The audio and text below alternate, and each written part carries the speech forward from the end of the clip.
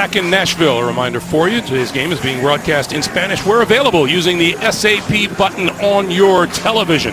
Tennessee has won the toss, and they've deferred, which means Jacksonville will get their hands on the football on a very cold day here in Nashville, Tennessee. Some call it inclement. I think that's a light term for it. But here's the thing, a game of this magnitude with so much on the line for the Tennessee Titans, they don't even know that there's cold weather. If you're the Jacksonville Jaguars, you want to have that momentum heading into the postseason, so I don't anticipate the cold being a problem for either team. Corey Grant is deep for the Jaguars, and he will return this one from the goal line. 20, and hit and thrown back there by number 21, Denoris Searcy. And we check in with Jamie Erdahl. Greg, it was a message that is short and sweet, and it will become the definition of the Tennessee Titans season. That is win, and we're in. We even saw it on several billboards throughout the city of Nashville this weekend, and Mike Mularkey told us his message last night to the team, that was it. He said, if I have to say anything more, then it's too late for us. The Titans are riding a 3-game losing streak coming into this one, and Marcus Mariota told us he fights best when he's back in a corner, so we'll see his fight today. All right, Jamie, thank you. From the 22, straight ahead is Fournette. Jaguars quarterback Blake Bortles in his 4th season, 21 touchdowns, 11 picks. The Jaguars stepped up their game this year, and so has Blake Bortles, Trent. Well, and I think a lot of that has to do with the new offensive coordinator, Nathaniel Hackett. Blake talked to us about the fact that how Hackett has worked with the timing of his footwork and how that's helped with his completion percentage, reason why he has a season or career high completion percentage. On 2nd and 5, Bortles throwing, and that's incomplete through the arms of the intended receiver, James O'Shaughnessy. Up front for Jacksonville, rookie left tackle Cam Robinson has abdominal injuries. He's out today. Josh Wells steps in. And the outstanding rookie running back, Leonard Fournette. 10 touchdowns, 9 of them rushing, 29 yards shy of 1,000 for the season as he started this game today.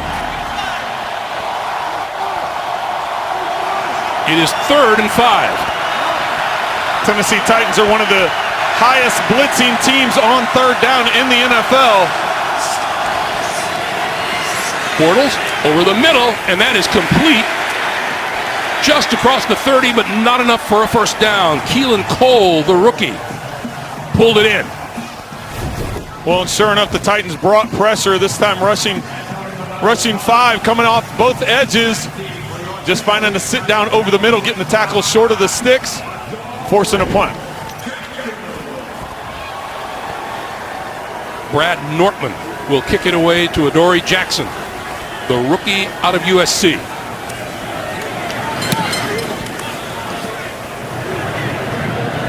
From the 25, eludes one tackler. Follows a blocker right up the middle and across the 40 to about the 41-yard line. Good field position for the Tennessee Titans and that young man, Marcus Mariota. Boy, has he been the topic of a lot of conversation around here. 19 TDs his rookie year, 26 last year, 12 so far this season, Trent, and he's run for 5 more. A step backward this year? Well, it has been when you consider he has more interceptions than he does touchdown passes. He's dealt with a number of injuries throughout this season, but everybody told us this is going to be a Derrick Henry day. Let's see if they were trying to buy us, sell us something in terms of getting a play-action pass right away, or Derrick Henry will get the load. Derrick Henry deep in the backfield, and his first carry of the day. Going nowhere as he is stacked up on the outside and lost yardage. On the offensive line, left tackle Taylor Lewan in his 4th season, just named to his 2nd Pro Bowl. And with DeMarco Murray injured, you just saw him. The Titans will look to Derrick Henry to carry the ground game today. Well, if that's how the Jaguars are going to defend, they had nearly 10 players within 5 yards of the line of scrimmage. If you're going to do that, then look for the play-action pass and try and get it over the top. He lost 2. It's 2nd and 12. Mariota, quick pass, and that is complete to about the 43-yard line. Jacksonville's ferocious pass rush, led by 10-year veteran Calais Campbell. He has 14.5 of the Jaguars' league-leading 52 sacks. The Jags have 6 defensive touchdowns on the season. Linebacker Telvin Smith has 2 of them, and every member of the secondary has 4 interceptions, except A.J. Boye. He has 6 to lead the team. Well, both corners going to the Pro Bowl. We take a look at Calais Campbell right there. He's going to the Pro Bowl also. Got a challenge flag on the far side. Jacksonville is challenging the ruling on the field of a completed pass.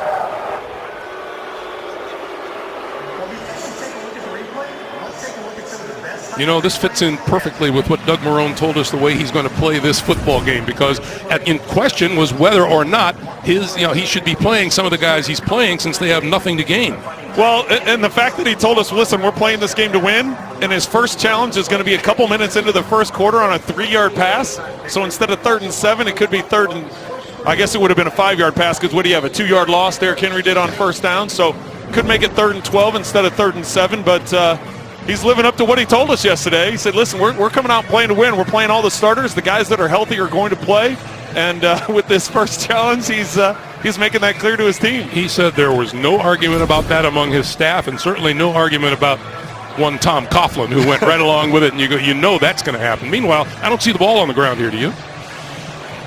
It doesn't appear that the ball hits the ground. You could see some movement, but it looked like his hand was under the cone of the ball, or under the tip of the ball to that would have been what caused it. Comes out to the side. That could cause it. On the backside, as he rolls over, it finishes to the ground. See, initially right here, it doesn't look like the ball hits the ground. Maybe his hand's underneath it, but then as he rolls over, it squirts out the left side or the backside for him. But I would argue, taking the opposite point of view, that he's already on the ground, and he's been on the ground, and he's been tackled and is on the ground. How many discussions have we had? But here's the thing. I don't know if there's enough to overturn it, so I think it stays. After reviewing the play, the ruling on the field stands as a completed pass. It will be 3rd down. Jacksonville will be charged with their first timeout. Trent Green determined to go out on a high note. Well, and that's why I threw it in at the last second, because even though we saw some movement with the football, what we've seen as a trend throughout this entire season, if there's any indecision at all, they're sticking with the call on the field. I think there's work to do in the offseason for the Rules Committee. There will be quite a bit. 3rd and 7.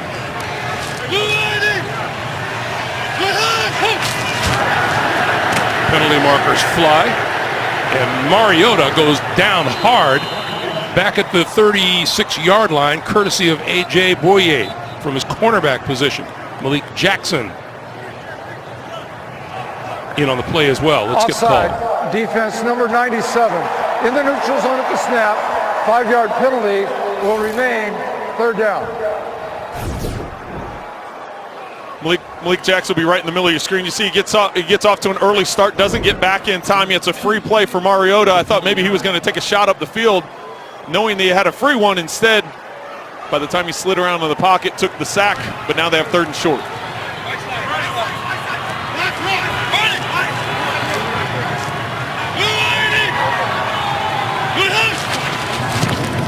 Henry out on the pass pattern. On the slant, the pass is incomplete. Intended for Delaney Walker, the tight end, and that'll force the punt. Well, Delaney Walker's looking around. He thought that he was grabbed coming out of the cut by Deshaun Gibson. That ball was a little too far in front, as you're going to see Mariota. The ball comes out of his hand. There's no contact there as the ball's getting close. He must have been calling for, as he was trying to come out of his cut, that he was getting grabbed on the route, because there was no contact there that we could see. Fierce division rivals, and of course there is the possibility they will play each other next week. Fair catch called for on the far side of the field, and going out of bounds at about the 12 is Jadon Mickens. 11:49 to play here in the first quarter. A most important game for these homestanding Tennessee Titans. We're back after this. There's a situation in the AFC. Tennessee wins, they're in the playoffs. They could lose today, or they could win. Buffalo loses and the Chargers lose.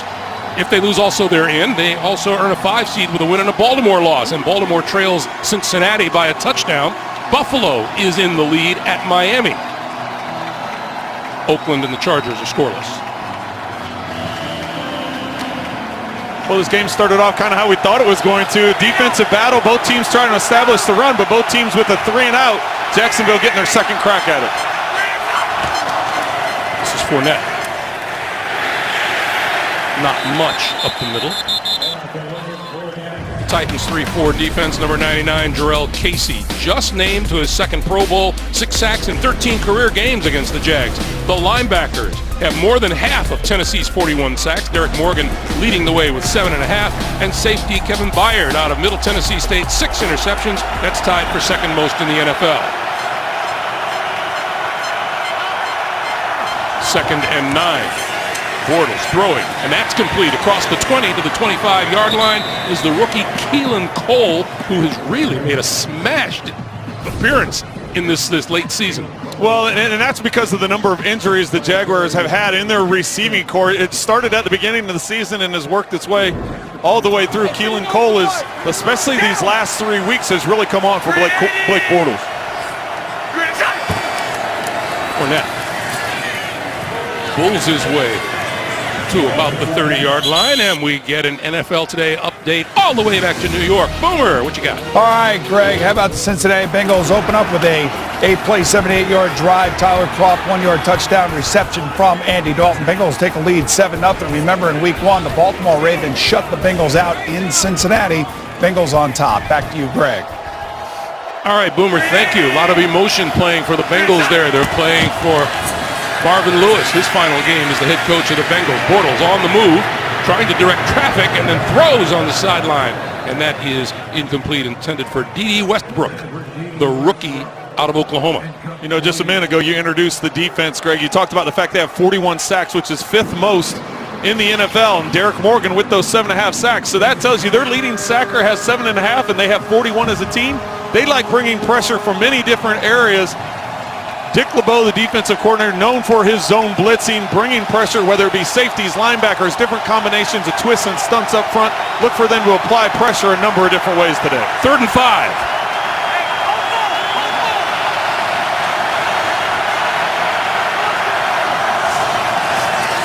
Fournette, 30, tackle missed, and then up the sideline to the 45-yard line for a first down. Adoree Jackson made the tackle.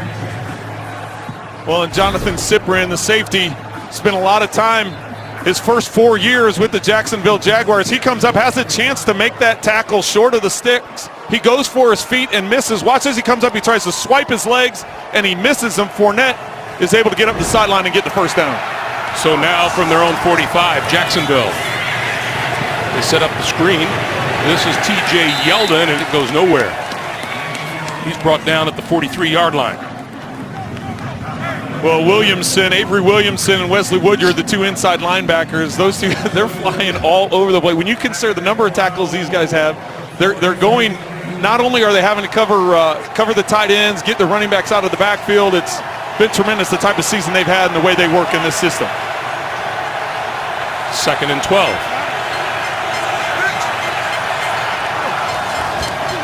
This time they'll give to Fournette, and nothing happening there either. May have lost yet another yard on the play. Let's see where they spot the football. David King had nice initial push there right in the middle of the line, and when Fournette went to make a cut, there was nowhere for him to go. Bringing up a 3rd and very long for the Jaguars. They need the 45-yard line of the Titans for a first down.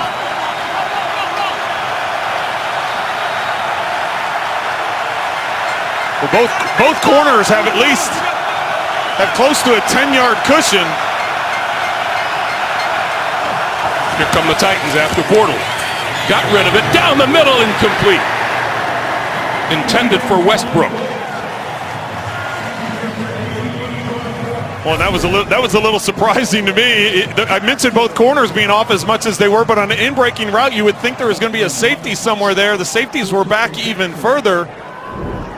So the Tennessee Titans fortunate there that it wasn't a more accurate throw and they weren't able to come up with that ball because there was room to make a completion there. Adoree Jackson, the rookie out of USC, their first-round draft pick. We'll take a look at this one and let it bounce. And almost muffed it. Did he grab hold of it again? Appears he did. 8:08 to play in the first quarter. The NFL on CBS is sponsored by Southwest Airlines. Low fares, no hidden fees. That's transparency. T-Mobile, America's best unlimited network. And by the new Jeep Compass.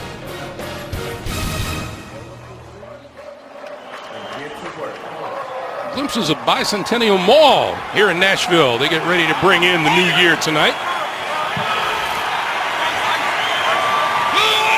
First down for the Tennessee Titans. Derrick Henry. Barry Church with the stop. Your keys for the day. Well, first off, for the Jaguars, it's defensive domination. They're number 2 in the league in takeaways. They're number 1 in points off of those takeaways with 130 points. They're 9-0 when they hold a team to 17 points or fewer. And then for the Titans, it's run, Titans, run. In Week 2 victory over the Jaguars, they had 179 yards rushing. Derrick Henry had over 6.5 yards per carry. They have not been able to get Derrick Henry started so far today. 2nd and 11.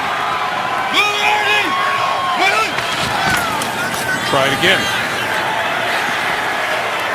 Going to go the other way. Going to lose yardage. And down at the 2 or 3 yard line. To Sean Gibson combining with Miles Jack.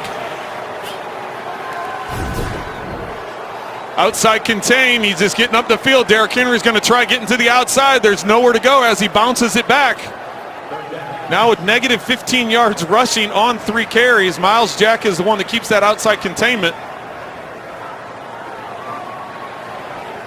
Gibson flexing as he brings him down for the loss. 5 Tennessee plays on offense for a total of minus 10 yards so far. 3rd and 23. Henry again.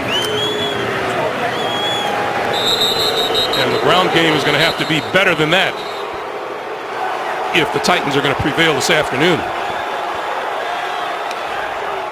Well, we knew the strength of this Jacksonville Jaguar team was their defense, coming in the number 2 scoring defense, number 3 total defense, but it was their pass defense that came in number 1. It was their rush defense coming on at number 21. So today, even though the Titans are trying to get Derrick Henry going, no lanes for him to take off and move the ball. Everything's been going backwards for the Titans so far. Brett Kern kicking out of his own end zone. Jadon Mickens just across midfield awaiting the kick. That's a pretty good kick. Backs him up. Backs him up all the way to the 35-yard line. 40. And just before he reaches midfield, he's dragged down, and we have a penalty marker down. Tackle is made by Eric Weems. Our referee today is Tony Correnti.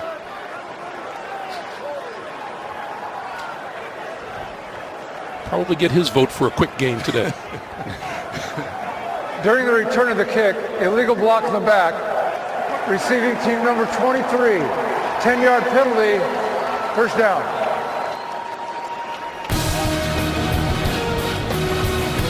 .552 to play in the first.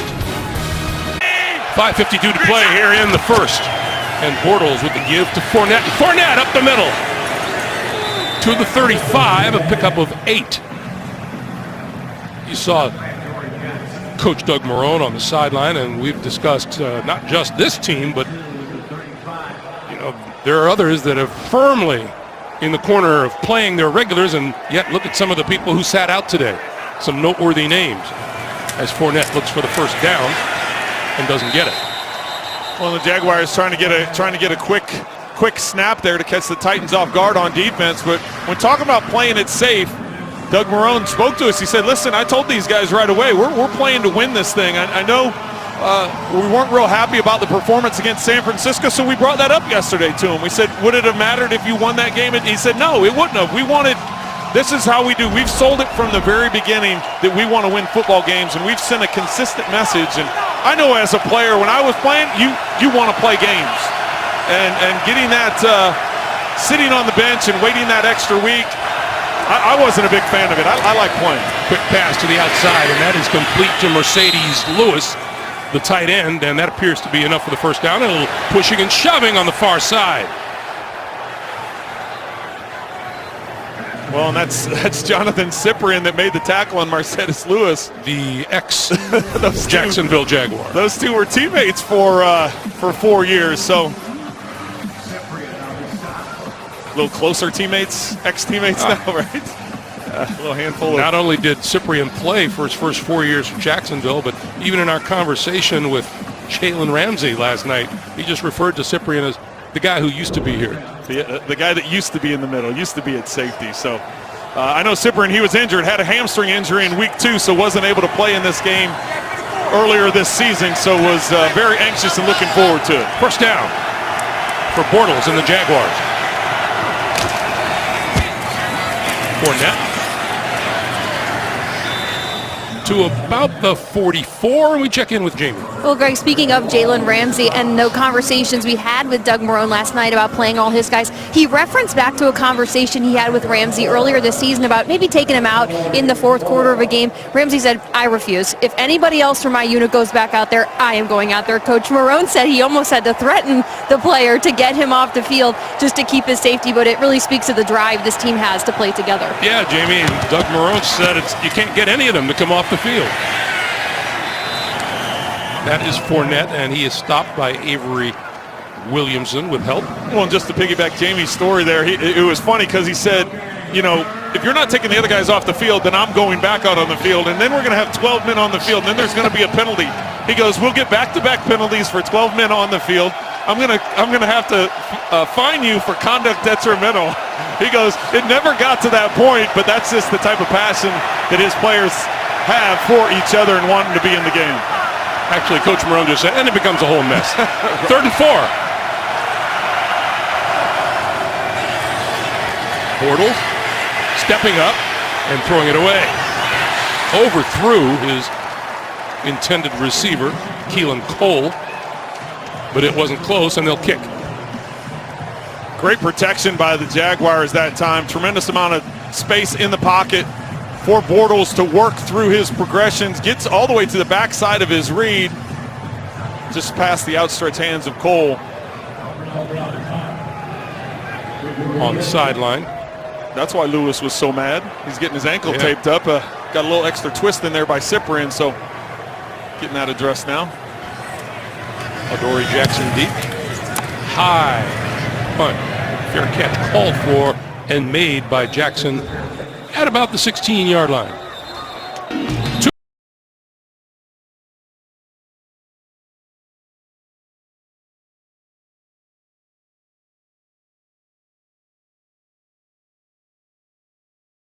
NFL on CBS is sponsored by Verizon. Best gifts on the best network. And by U.S. Air Force. Experience more at airforce.com.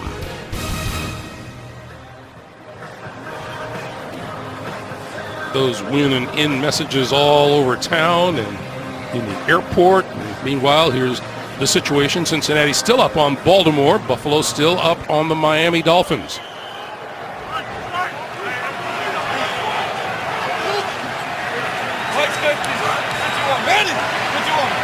On first down. Mariota. Delaney Walker hit almost immediately. Jalen Ramsey with the hit. This Jaguars defense is pretty good, Trent. Well, you consider the first 2 series have been 3 and outs by the Tennessee Titans, and they've all been negative yards. They haven't gotten much production. That time there, you can see Derrick Henry nowhere to go with the ball, and series number 3 for the Titans started off just about the same. They got a completion on a short pass to Delaney Walker, who had to leave the field. Looks like a little bit of an ankle injury that he was limping off the field with. Just limped off to the near sideline. 2nd and 7. Henry. And Henry still can't find any running room. Time for another NFL Today update. Let's get you to New York. JB, Boomer. Kamara more than doing his part. How about this 7-yard run cut back right there? They take the lead 14-7 over the Bucs. You know, if they win and the Rams lose, and the Rams are losing right now, 10-0 to San Francisco, the Saints will be the 3rd seed. The Rams will fall to the 4th seed in the NFC. Back to you, Greg and Trent. All right, guys, thank you. Here's a 3rd and 5. Mariota. With time, throwing, complete, outside, looking for the first down is Eric Decker. Did he get there? Let's see where they spot the football. Well, it's going to be close based on that spot. It is a first down. Mariota getting to Decker on the backside drag route. He looked to the front side first, got all the way across the field, and Decker trying to extend for the first down and gets it. You know, I love this town. I think this town is great. Tennessee people are terrific. This lady says to me in the airport, "Did you bring this cold weather with you?" And I said, "You know, I don't do that."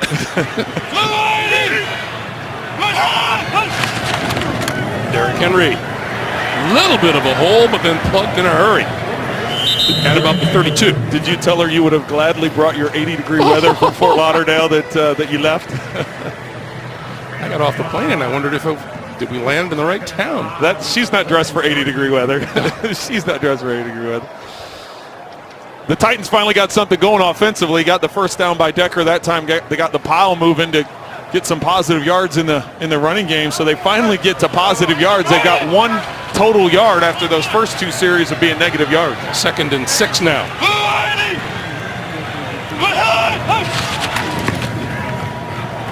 Henry to the near side, stiff arming, and is out of bounds. Very close again to a first down marker.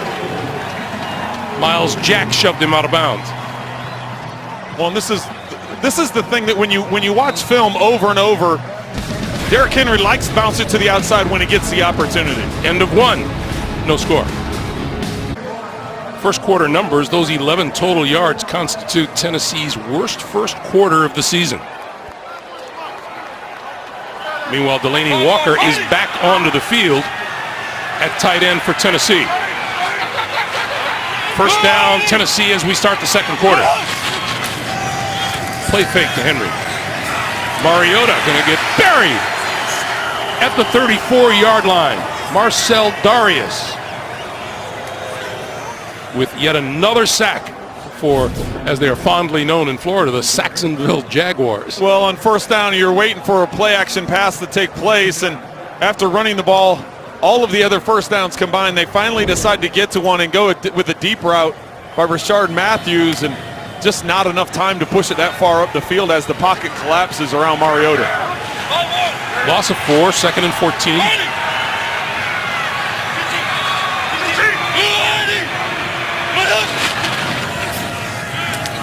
Mariota setting up the screen. This is Walker. Walker, 40, 45. Excuse me, not Walker, it's Derrick Henry. And Derrick Henry going to take it the distance.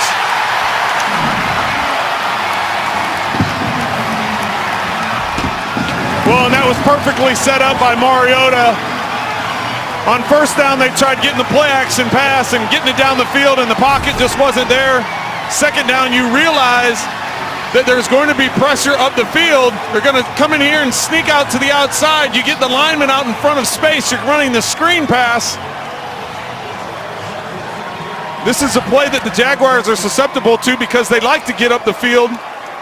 You get bodies out in space, you get blocking on the secondary, and you have the speed of Derrick Henry, who could take it the distance every time he touches the ball. Only 10 catches for 70 yards for the entire season for Derrick Henry.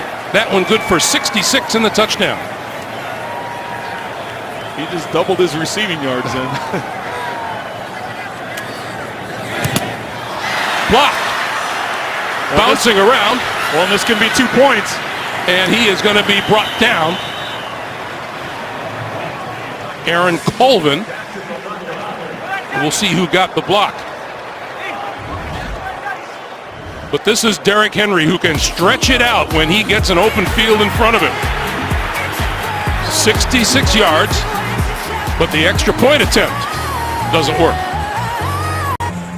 82-yard drive, 66 coming on Derrick Henry's catch and run for the touchdowns.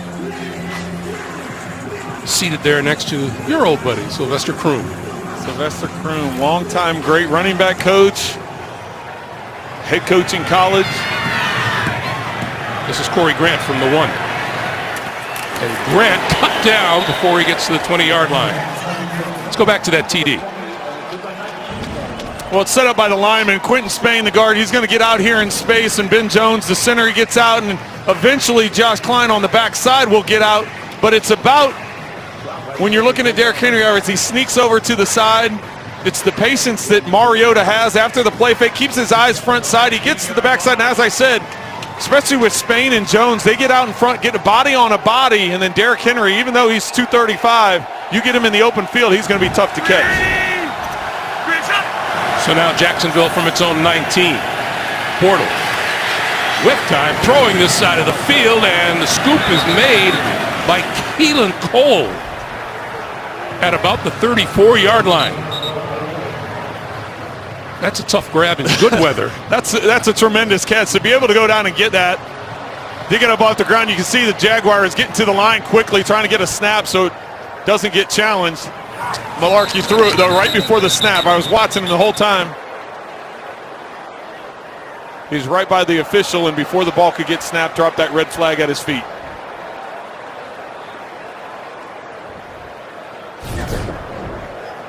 Tennessee is challenging the ruling on the field of a completed pass. Well, this will be interesting because that ball did a little skid on the turf. But what we've learned is if the ball is controlled and it doesn't move when it makes that skid, they called it a catch on the field. So just off of initial look, I would say that's going to stay a catch. You can't fault Mike Mularkey for wanting to take a look at it. The Jaguars trying to get to the line and snap the ball quickly. His hands are controlling it. Looks like he maintains control even with the contact. You know, as we wait for this, Mike Mularkey is an interesting story because there have been reports that his job may possibly be at stake here in Tennessee. As we said at the start of the day, this team should have wrapped up a playoff spot weeks ago. Well, I think that would be a mistake. I think Mike Mularkey has really set a tone and an attitude. The players believe in him. You know, what he's been able to do now in just a short amount of time. He and John Robinson, you know, Robinson, when he was named the GM a couple years ago, decided to keep Mularkey on as the head coach. And they're really on the same page when you talk about how you want to build a team from a roster standpoint and to the type of mentality and focus you want to have as an organization moving forward. So I know there have been a lot of those reports floating around, especially today, but I don't necessarily see that just because of, as you said, they're in position to make the playoffs right now. This division has really flipped the last couple of years, hasn't it? It was usually well, Indianapolis and Houston. Yeah, for a long time, and Houston got hit with the injury bug this year. It started week 1 with J.J. Watt and Whitney Merciless, and then Deshaun Watson came in, was having a tremendous rookie season. As you can see, the ball making contact with the ground there, but he maintains as the hand was partially underneath it there. There was contact, clear contact there, but the ball doesn't move. I'm going to stick to what I said earlier. Because it was called a completion on the field, I don't think there's enough there to overturn it and move it the other way. So let's see if I'm fortunate enough to go 2 for 2.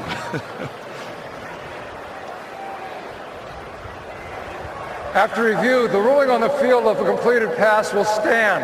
It will be Jacksonville's ball, first down. Tennessee will be charged with their first timeout. Coming up at halftime, we're sending Trent out to buy lottery tickets.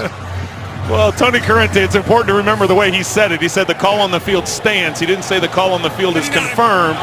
So that goes back to my point where there really wasn't enough to overturn it. So the call on the field stands. So first down. Jaguars at their own 34. Fournette,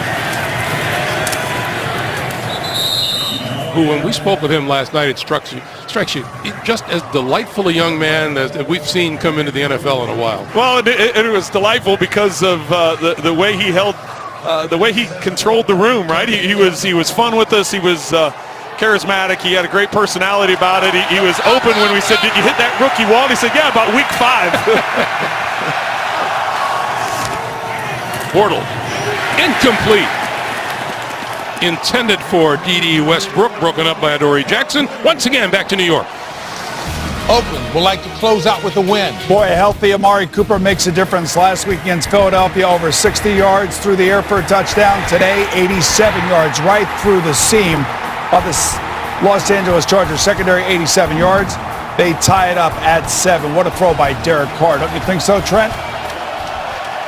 That was a great job, Boom, and I thought it was an even better job that you held the pump fake of saying San Diego, and you kept it together and said Los Angeles Chargers. So, good job. Bortles, far side of the field. That is complete. Cross midfield and out of bounds at the 45 is Alan Hearns, who is back in action today, having missed 6 straight games with an ankle injury. And that's huge for Blake Bortles, getting Hearns back in the lineup because of the number of injuries through the receiver position. It started with Robinson at the beginning of the season and it's worked its way throughout that entire receiver roster. We mentioned Keelan Cole has been the main target here the last few weeks, but big bonus for Blake Bortles in this Jacksonville offense, getting Hearns back. 18 yards, longest play of the day for the Jacksonville offense. First down now from the Tennessee 45. Setting up the screen, coming this way, and this is Fournette. Fournette up the sideline with running room and out of bounds close to the 20-yard line. He'll be marked out at about the 22. 23-yard pickup and another first down. Well, you had to figure coming into this game, the way that both of these teams, you're going to see Fournette come out on the screen, the way both these teams rush the passer, they're two of the best pass rushing teams, two of the best sacking teams in the NFL, and because of that pressure, it leaves you susceptible to screens. We saw the long one by Derrick Henry for the touchdown by the Titans.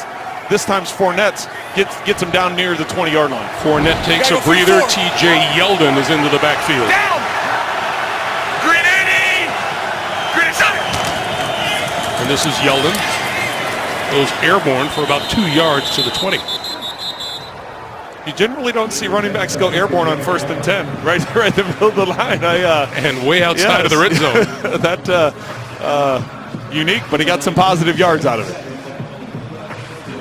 You know, speaking of Fournette, we had him in the room. He was very complimentary to T.J. Yeldon. He said he's helped him out a lot in terms of just this year, the mental part of playing the position in the NFL.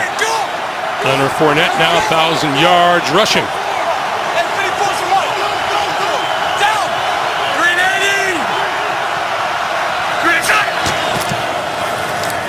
Yeldon again, spun around, losing yardage, back to the 23. Eric Walden, Derek Morgan combining for the stop. He didn't even get a chance to get airborne here. Yeah, nowhere for him to go. And as you mentioned, Walden there coming off the edge. He was the one coming off at the top of the screen. You can see he gets that initial contact. Derek Morgan able to finish him off for the loss. 3rd and 11. 93, 59.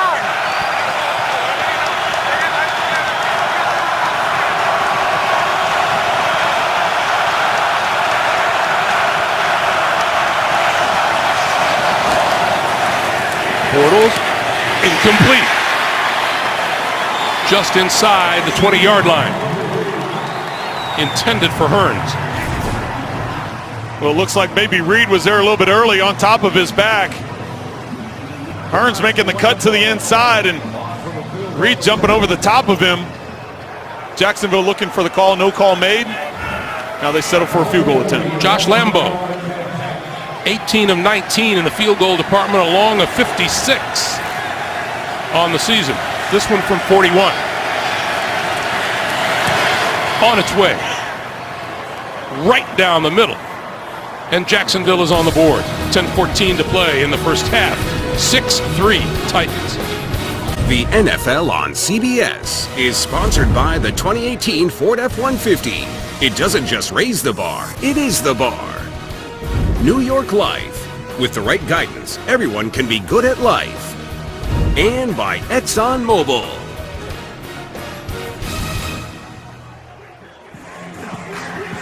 A couple of views of Andrew Jackson's Hermitage, about 10 miles east of downtown Nashville.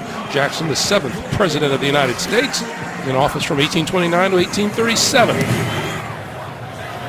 Adoree Jackson drifts back into the end zone, will not return this. The touchback will start at the 25, and we check in with Jamie. Greg, it was a very Merry Christmas for not only a Tennessee Titans fan, but a Corey Davis fan, when a video of 26-year-old Travis Van went viral from his brother tweeting out the fact that Van received a Corey Davis Western Michigan jersey for Christmas. He thanked Santa Claus, but Santa Claus gave him a little bigger gift. Once Davis saw the video, he flew Van and his family down to Tennessee for the game this weekend. The entire team interacted with him at practice yesterday, and he indeed is at the game today. A lifelong fan for the Titans now. And a great story, Jamie. Thank you.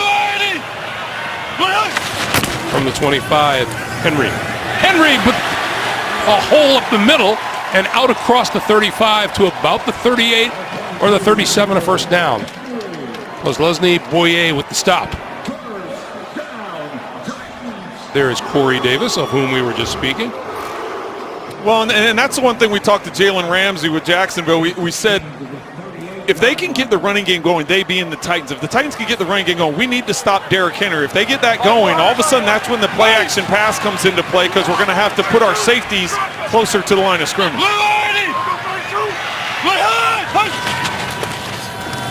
Play fake this time. Mariota on the move. And out of bounds just across the 40 at the 41-yard line. Marcus Mariota coming into this game, 50 carries for 252 yards and 5 touchdowns rushing. Well, this has always been a strong suit for Marcus Mariota, even back to his days in high school and college, and he maintains that. Even though he's been dealing with a number of injuries this year, whether it be an ankle or a hamstring, he still has that burst to get to the outside.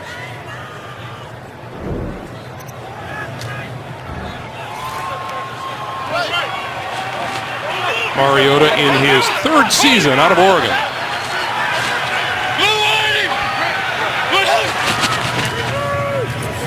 Going the other way is Taywan Taylor, the rookie wide receiver.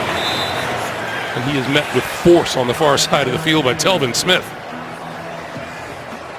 Telvin Smith just continues to impress me. The amount of speed that he has, and watch this hit that he puts on Taylor.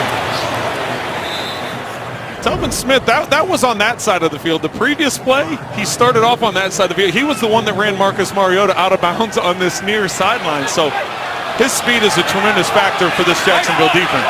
Came into this game the leading tackler for the Jaguars. 3rd and 2. Henry. And Henry not going to get there. And a little extra contact in the middle of the field. Tashawn Gibson making first contact with Henry. Yeah, I think it's safe to say this could get even chippier as we go along, Trent. Well, anytime it's a division rival and you're playing a couple times a season, see Mike Mularkey not real happy with the blocking effort of Rashard Matthews there, and Gibson able to get to the inside and make that initial contact. You can't get anything going if you're hitting the backfield. You can't get the momentum, get that leg drive, push the pile. Taylor DeWan lucky that he doesn't get called for a flag there as he tries to clean up the pile late. I agree. Jadon Mickens. Fair catch called for and goes to the ground to secure the football at about the 12-yard line. 7:29 to play until halftime. Behind those Jaguars, Miles Jack is laying on the ground, and that's the reason why. Right in front of that heater. Bortles looked long, went short, and it was broken up, intended for Fournette. I remember we were talking with Marcus Mariota. I said, how are you in cold weather? He said, we didn't have many in Hawaii. He said it didn't bother him, but as we take a look here at the first 4 possessions for Jacksonville, they got the last series going. It was set up on that screen pass, and that really got him down into field goal range. But going back as we look at Mariota, he said, I grew up in Hawaii. We didn't have a lot of these, but I did play college ball at Oregon, so he's familiar with these conditions. Fournette, who, as we mentioned, has gone over 1,000 yards for the season now. You even asked him what he's going to do for his linemen. And he already got him something. He was planning on it. He goes, I'm planning on getting to 1,000. I got them all Rolexes. So offensive linemen are always appreciative of those types of rewards. They were pretty fired up about trying to get him 1,000 yards, which he's already gotten here today. Fred Taylor, the only other Jacksonville rookie to go over 1,000 yards rushing. Here's 3rd and 7.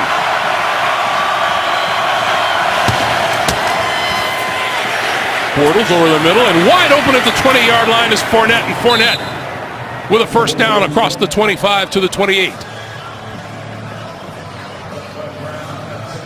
From every indication, Fournette is the real deal. He is. His ability to catch the ball in the backfield this time is just your traditional check down. He had a screen pass earlier. His ability, as we've seen throughout the day and throughout the season, we mentioned over 1,000 yards rushing. It's been impressive what he's been able to do this rookie season. Bortles goes short again, and this one, D.D. Westbrook with the catch.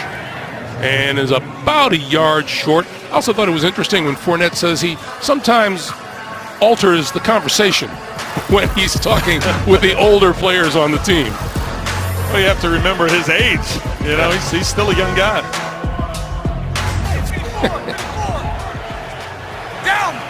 Well, and also the fact that he's missed a couple games this season because of injury, yet still being able to put up the numbers he has.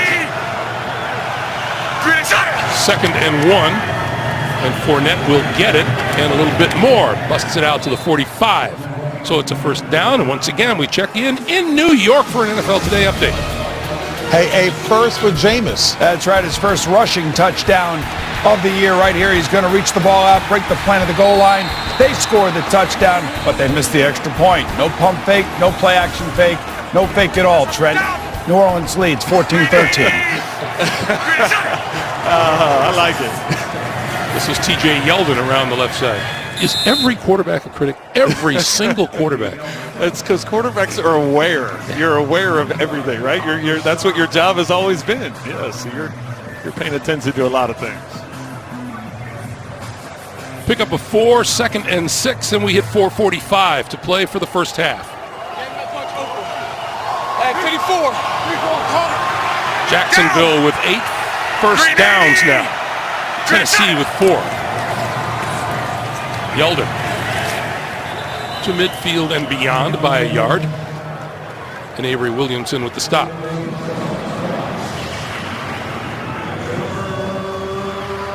Do you think the weather affects the call of a game by the offensive coordinator? You know, I think as an offensive coordinator, you want to take wind into consideration. I don't know how much cold does until you get out and you watch pregame warm-ups. You start get a feel, okay, how does this guy handle cold? Is he making his cuts normal?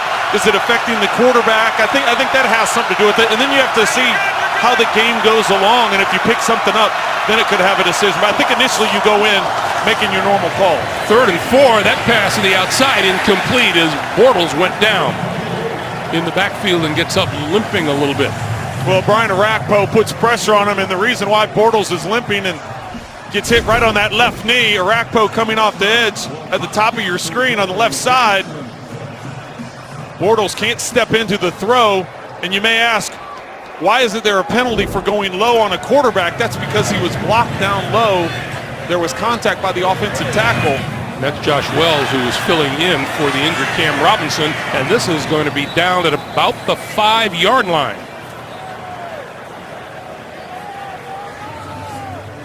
.338 to play here in the first half. Next weekend, conference play in full swing. Florida battles Missouri in a Saturday SEC tilt. Then it's the Big Ten on Sunday. 2nd-ranked Michigan State collides with Ohio State. Great NCAA basketball next weekend on CBS. 'Tis the season, Trent. Well, I think the good thing and it is the season. I love college basketball, but I'm excited to see the fact that the trainers and doctors aren't hovering around Blake Bortles. So anytime you see somebody go low and see that knee hyperextend a little bit, you get scared. We have a challenge flag thrown on the near side of the field by the Titans.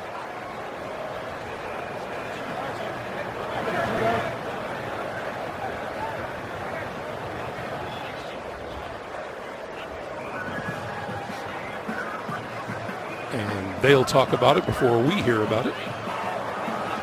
Tennessee is challenging the ruling on the field as to the number of players on the receiving team.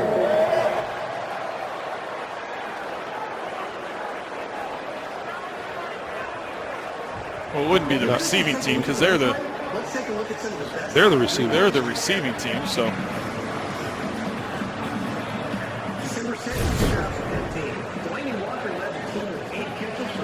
So it would be the kicking team. They're trying to see if these guys are still on the field when the ball gets snapped.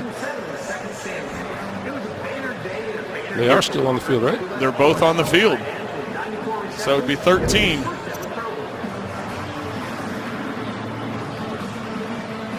Is that wrong? Yep. Bortles taking his time. And also his left tackle, Wells.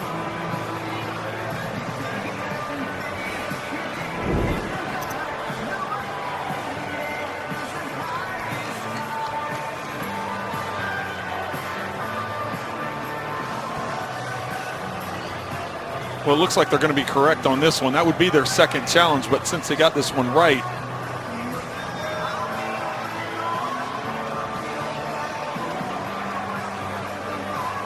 meanwhile, how many guys does Tennessee have on the field now? 1, 2, 3, 4, 5? that's because they're all over trying to stay warm while the Exactly. challenge is going on. I think they're politely asking Jamie Yes. to move out of the way of the heater. Yes. Derrick Henry's right in front of us, standing in front of the heater. Here's a look again.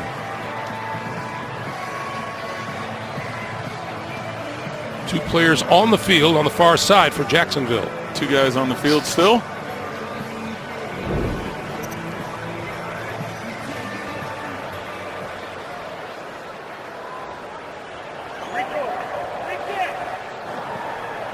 After review, there were 12 players on the offensive team, a 5-yard penalty. Tennessee has accepted the option to replay fourth down with a 5-yard penalty. It'll be fourth down at the 46-yard line. The idea being, hopefully, they get better than the 5-yard line for starting field position. Well, and whether they counted 12 or 13, and to us it appeared there were 13 guys out there, but Tony Correnti said 12, and either way, that's a penalty. And there's the popular spot on the sideline.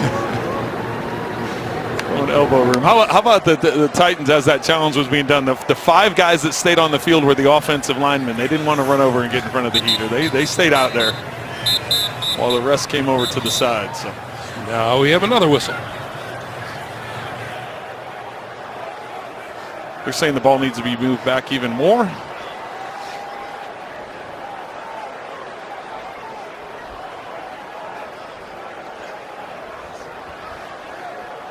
You know this doesn't happen when the weather is warm. It just doesn't.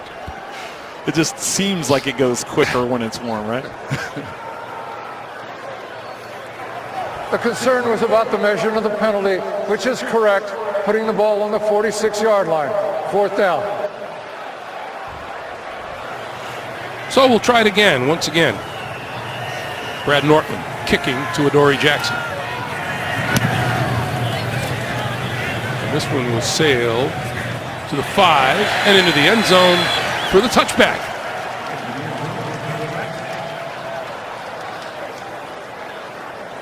Just a reminder for you, coming up, the Verizon halftime report. JB and the guys in New York for scores, highlights, playoff situations, etc. All coming up on the Verizon halftime report. Well, and that challenge was well worth it. That's a 15-yard improvement after that penalty and repunt.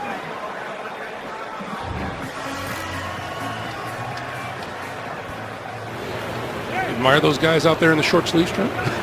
No, I don't admire them. I think they're crazy.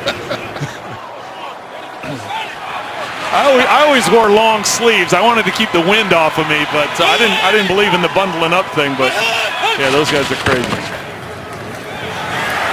Mariota keeps it and trips at about the 25, rolls forward to about the 28. Well, the Jaguars are very fortunate with that one. If Mariota keeps his feet, I think he gets another 10 to 15 yards up that sideline. Watch as he works to the outside.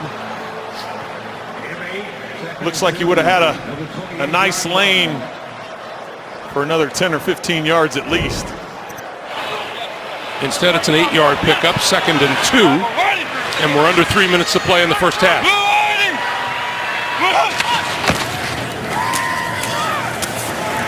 Henry.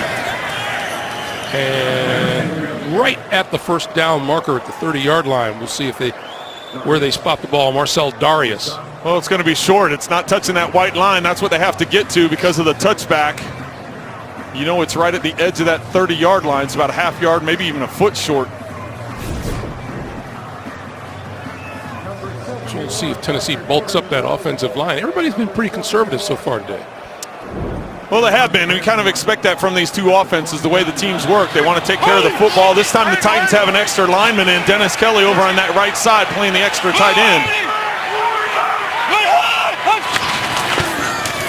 Henry looking for a way to the first down marker, and it looks like he'll be short.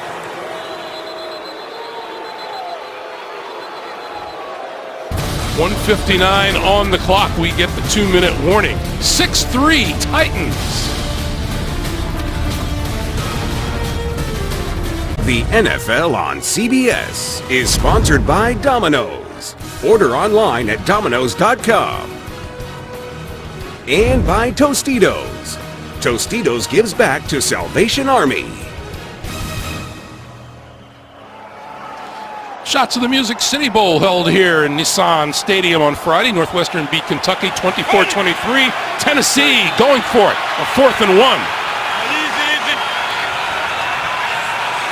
And they'll call a timeout.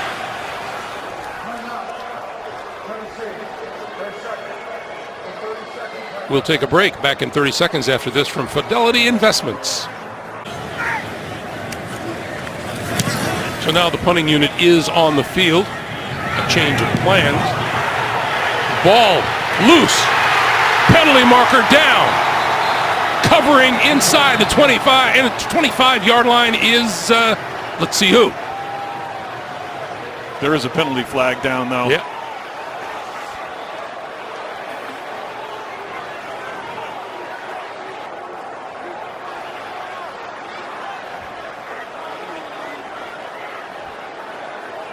For Tennessee, Philip Supernaw covered the ball, but let's see what the ruling is on the field.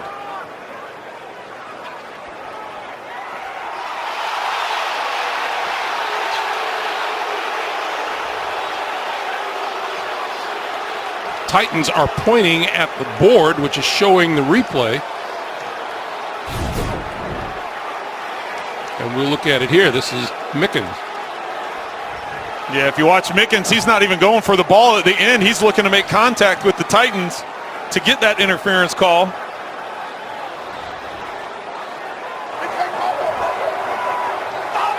There was a muff of the kick, which was recovered by Tennessee. There was a personal foul, unnecessary roughness.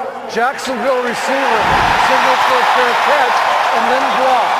This penalty be assessed half innocent to the goal. First down. What an unbelievably bad turn of events for the Jacksonville Jaguars. Well, Mickens, when he signals fair catch, and then he he signals right there, waves his arm, but now he goes to block. That's the penalty that was called, the 15-yard penalty that was called. Then there, it hits the Jaguars, and the Titans are able to recover it. So what a turn of events here right before the end of the half. Mickens made about as many mistakes on one play as you could possibly make. Well, and now because of the Titans recovery and the penalty, they're going to have 1st and 10 just outside the 11-yard line. They do still have one timeout remaining. Plenty of time with 1:49 on the clock.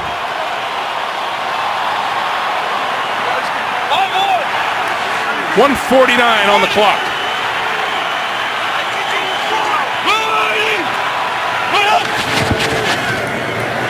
Henry with blockers. Out at about the 10.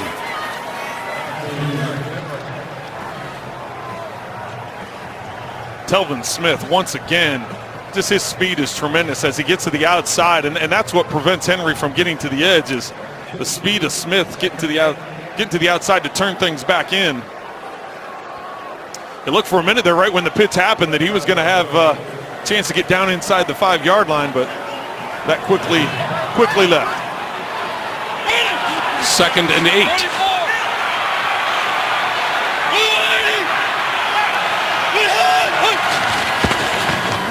The pitch for Henry. Going to come back this way. Cuts it back inside the 10 to about the 7.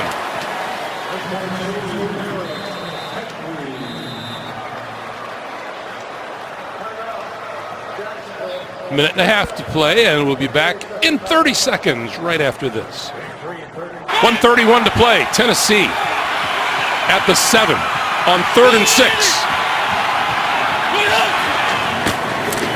Mariota for the end zone, throwing incomplete. Delaney Walker, the intended receiver, wants a penalty flag, none forthcoming, covered by Barry Church.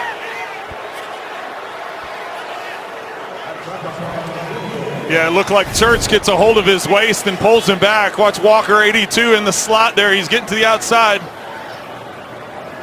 You can see the extended jersey. Church has that right hand with a handful of jersey pulling him backwards. The official was right in position but didn't call it. Instead, the Titans have to settle for a field goal. Suckup from 25 yards.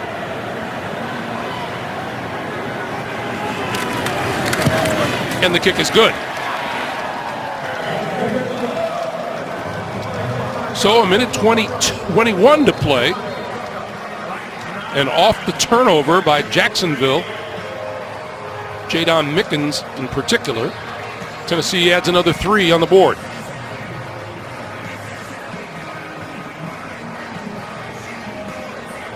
Crazy turn of events here at the end of the half. Is looked like Jacksonville was going to get the ball with plenty of time to go down and trying to get some points. Could take a look back at the pass interference call once again. Church in coverage on Walker. Watch as you can see the right hand pulling the jersey. The extension, the jersey extension, I think you called it.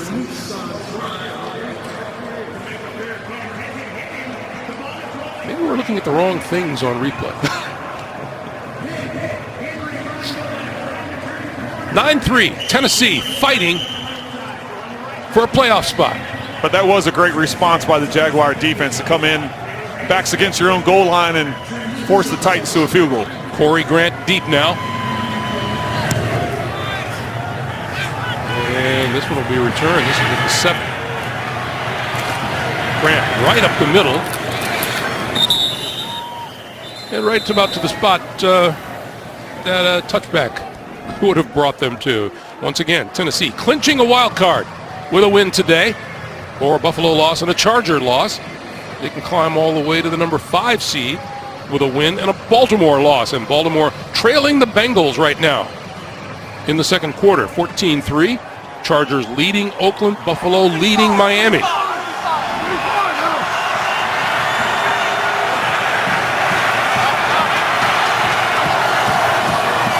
Jacksonville with 1 timeout remaining. That pass is complete, and the ball is loose, and Tennessee has it. That is a catch and a fumble.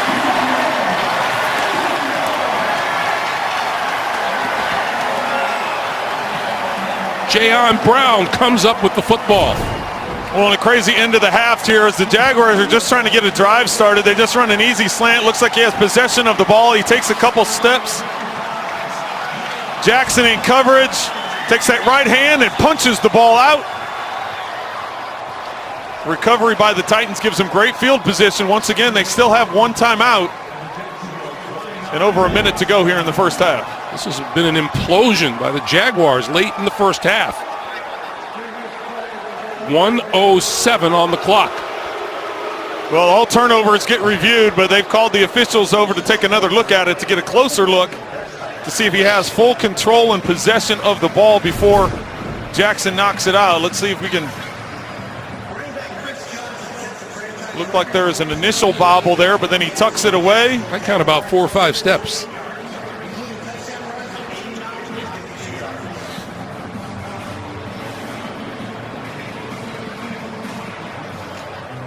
You have to remember last time these two teams played in week 2, it was 6-3 at half Tennessee, and the game ended up 36-17.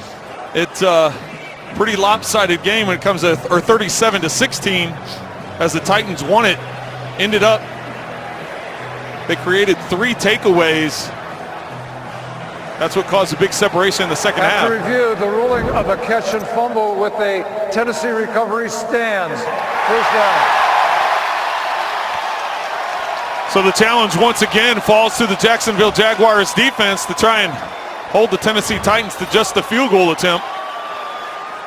Jaguars 5 turnovers the last 2 games, 2 turnovers in the last 28 seconds. And now here is Tennessee just inside the Jacksonville 30-yard line.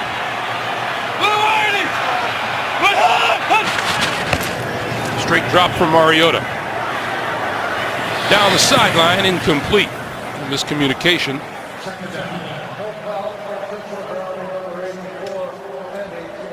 It'll be 2nd and 10. Well, I think as much as anything on that one, Mariota was told, listen, we're going to try and take a shot. If it's not there, just throw it away. Because he came back, took one hit. That was a pretty quick throwaway, but you could tell the message was sent clear based on the fact you're going to take a big drop back. You're just around your own 30-yard line. Don't take any chances on a sack or a potential turnover. It was Adoree Jackson. He's the one who forced the turnover. 2nd and 10.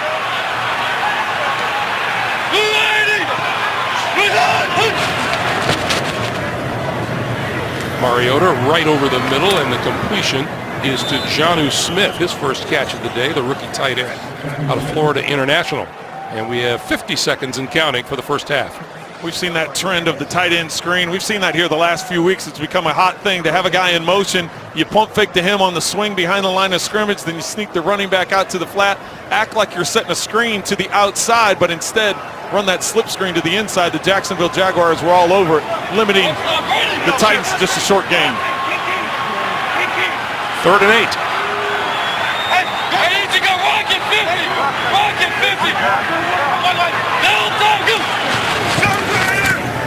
Mariota, that's Decker over the middle, and Decker to about the 22. That's short of a first down.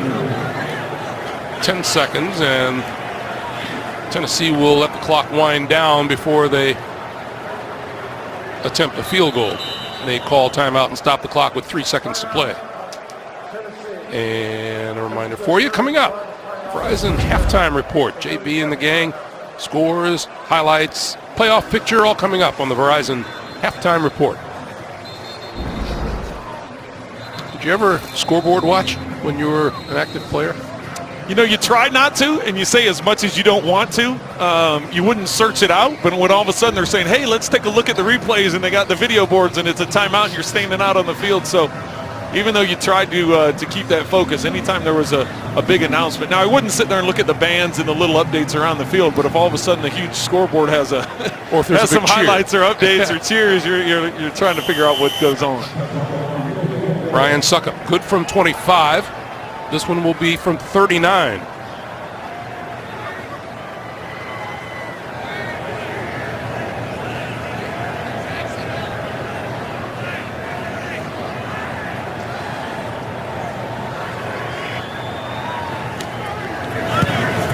And that kick is perfect. Tennessee, 6 points on the board in the last minute and 22 seconds, courtesy of Jacksonville, and they get the second half kickoff. That's the end of the first half. 12-3 Titans. Halftime is next after these first half highlights from Verizon and a word from your local station. Welcome back to Nashville, where turnovers very much the story towards the end of the first half. Well, and the Jacksonville Jaguars are fortunate to have this game as close as they are, because they turned the ball over twice in an area of the field that the Tennessee Titans could have easily converted those for touchdowns, instead having to settle for field goals. As we look at the points off turnovers, just 6. And the Jacksonville Jaguars, a normally high-scoring team, have managed just 3 first-half points as we welcome you back to Nashville. Greg Gumbel along with Trent Green and Jamie Erdahl downstairs. So is there a bit of a boost for Jacksonville, the fact that they only lost 6 points on that whole deal? Well, I think there's a boost if you're the defensive side of the ball. For the offensive side, you have to get it figured out. You have to figure out why the passing game has to get going. You have to get the running game going a little bit more. You have to give the Titans a big tip to the hat, because the fact that they're playing with a greater sense of urgency, because they need this win to get into the playoffs. Tennessee will get the football to start the second half.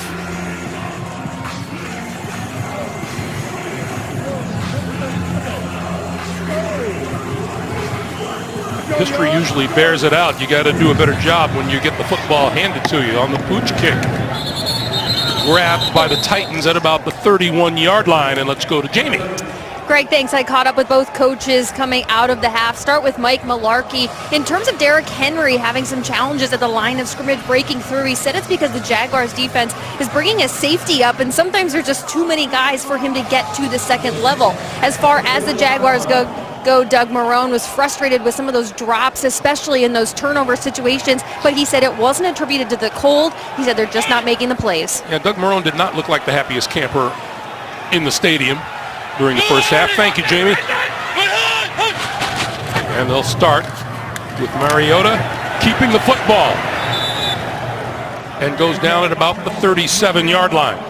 Well, and even though the Tennessee Titans are up by 9 points here as the second half gets started, they didn't have a real productive first half when it came to the offense. Their main offensive weapon was that long screen completion for the touchdown to Derrick Henry. For the most part, they've been held in check by this Jacksonville defense. We mentioned the 2 turnovers that were down inside scoring territory that they got a field goal out of, and their other points came on the long screen completion. So they have to get some things figured out as well to keep this ball moving consistently in the second half. Yeah, Jacksonville, 27 points a game, 5th best in the NFL.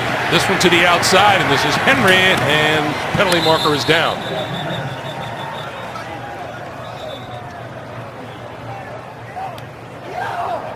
Holding, offense, number 88. 10-yard penalty, repeat, second down. That's tight end Luke Stocker guilty of the hold and will nullify that run. Stocker there with the left hand on Calais Campbell, not allowing him to get to the outside. We talked with Calais Campbell. He's such a terrific mood. Always nice to see the big guys in a good mood, you know? Well, he's in a good mood because he's on a good football team, and he feels like one of the leaders. He's quickly established himself after signing a big free agent deal to come over. Many people have him as the defensive player of the year frontrunner. You do too. That pass incomplete. Up the seam, and it'll be 3rd and 13. You do. Oh, it's hard. It's hard not to like the way the man plays the game. Well, and just the fact that he's a veteran of the league, as we see with the 10th NFL season. He feels like one of the leaders. He feels like the young guys. This is a young, dominated defense, and he feels like he can be that mentor role. He looked forward to that role, and it's really established itself throughout this season. 3rd and 13 for Mariota.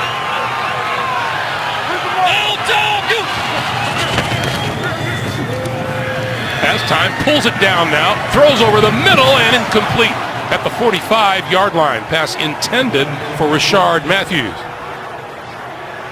Well, it looked like Rishard Matthews had his hands on that ball and was maybe going to come up with it. I'm not sure. The initial look, you couldn't tell if Jalen Ramsey got his hand in there to knock it away at the last second.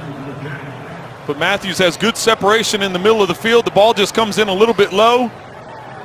No, there was no contact by Ramsey there. It was just a matter of dropping the ball by Matthews. Tried catching it with his body, instead reaching down, grabbing it with his hand. And the Titans just have not been very good over the last half of the season, converting 3rd and longer than 10. Punt muffed by Mickens again. He goes back to pick it up inside the 5, looking for running room. And goes down at the 5-yard line.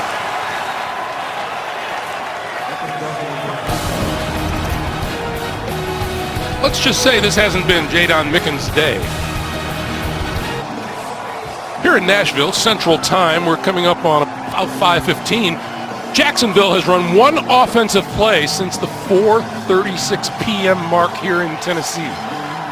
That's a long time, Greg, but I guess the good thing for the Jaguars is part of that time was spent in the locker room trying to warm up a little bit. So let's see how that has paid off for them as they get started here in the second half with their first drive.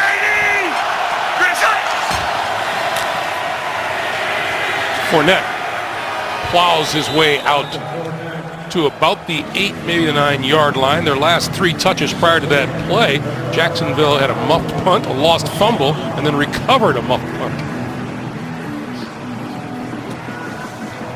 Well, and they're still fortunate to have the game as close as it is, because when you look at the first half statistics, Jacksonville actually did more offensively, but the Titans had the long screen touchdown pass to Derrick Henry, and then the turnovers led to the other 6 points.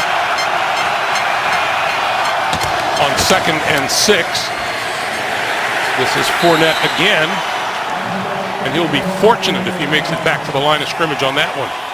Austin Johnson, Sylvester Williams combined for the stop. It'll be 3rd and 6. And maybe the biggest thing out of all of that confusion, Trent, is how Tennessee failed to capitalize with anything more than field goals. Yeah, they had a couple of opportunities, especially that one there they started with the ball inside the 11-yard line, but now Jacksonville having a chance here as you hear the crowd getting cranked up, trying to cause problems for the communication of the Jaguars as they try and convert this third down inside their 10. They need the 15-yard line for a first down. Bortles got rid of it just before he was hit, and that pass is incomplete. Under tremendous pressure, his intended receiver, D.D. Westbrook, nowhere near the ball. Well, and Jacksonville's been very good about protecting Blake Bortles all season long. As you see Arakpo get a big hit on Bortles just after he throws. Jaguar has given up only 22 sacks on the season, which is the fourth fewest in the NFL this year. Dory Jackson, fair catch called for and made, and this will be great position, field position, when we come back to Nashville. 12-3 Titans. The NFL on CBS is sponsored by Southwest Airlines. Low fares, no hidden fees. That's transparency. T-Mobile, America's best unlimited network. And by Acura Season of Performance event.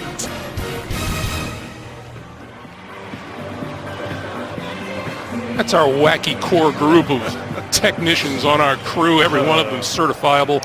And as we come to the end of this regular season for us, you know how beholden we are. That's Mike Gluck and Joe Castellano here in the booth and a bunch of people spread throughout the stadium, and we'll get to them shortly. Henry, nowhere to go. And Telvin Smith, who has played, as Trent has pointed out, a whale of a football game. I was going to say, guess who it is again, right? He's been everywhere so far tonight. Hey, we want to thank our tech manager, Beth Tura, technical director, Lindsay Plose, and our audio engineers, Phil Adler, Gordon Gilliam. We have videotape operators, Bill Grettinger, Sean Sperry, Renee Pakin, and Susie Fisher, our graphics operators, and John Zappola, Andy Italiano, Kevin Kellogg, our camera operators, all just tremendously supportive and talented people. Mariota out of bounds, just inside the 40-yard line.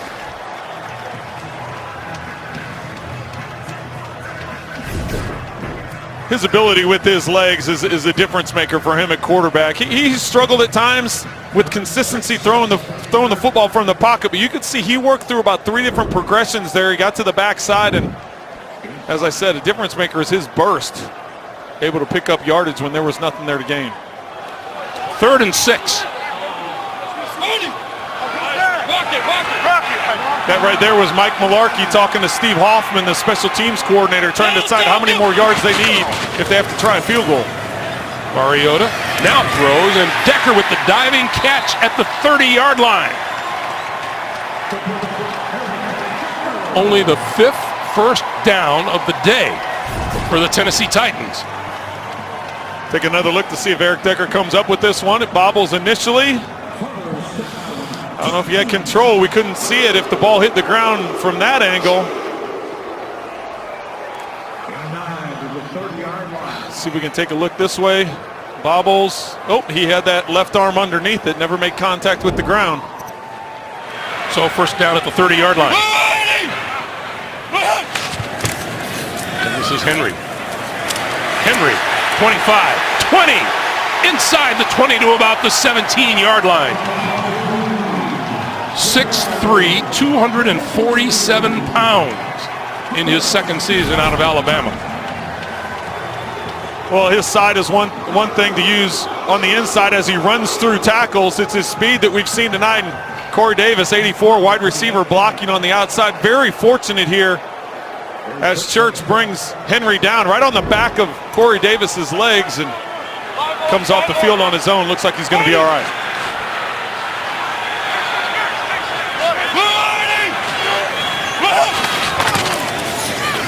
Henry again. Got to go around, and he does. And forced out of bounds by Barry Church. You know, when we talked with Derrick Henry, we said, well, you know, because of DeMarcus Murray being out, increases the load. He said, I love it. I love it. Couldn't wait. Well, and that's Barry Church's responsibility right there to maintain the outside edge and force Derrick Henry to the inside. You can see he was trying valiantly. Derrick Henry swatting him away, giving him a stiff arm, able to pick up some yards. But back to your point, Greg, Derrick Henry was excited to get a lot of touches. He said it's been a while since he's been able to carry the load. Easy. All right, here we go. You're good, you're good. Hurry, go. Mariota going down back at the 21-yard line. Ilianku, the rookie out of UCLA. Second sack of the day for the Jaguars. Right in the middle of your screen, he's on Quentin Spain and just pushes Spain right into the feet of Mariota as he's trying to slide, gets tripped up. Anku with the sack. Anku with the sack.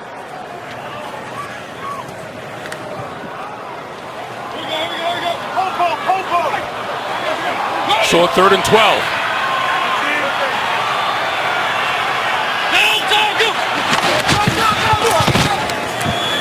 In a hurry, Mariota had to get rid of it.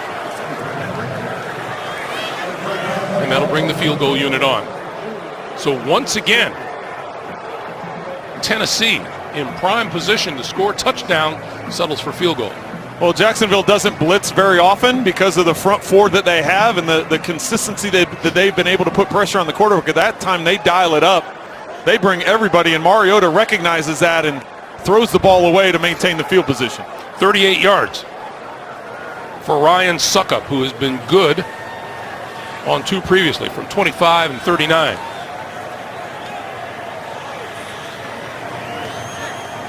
Good snap. Barely got the kick away, and it's right down the middle.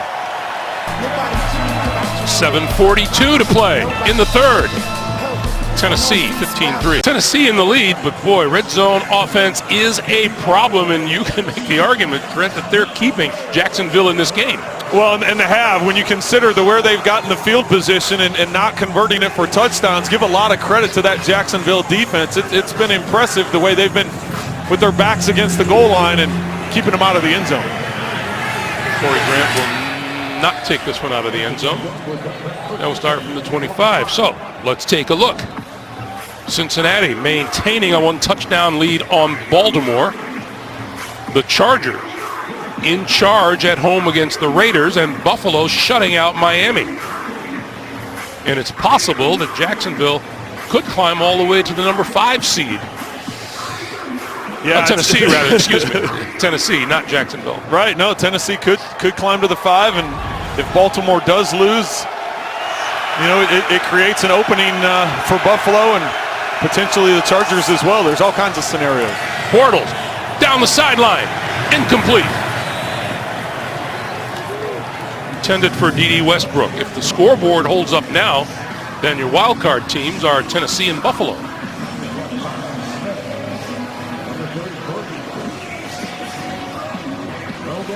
You sure you didn't do a whole lot of scoreboard watching when you were on the sideline?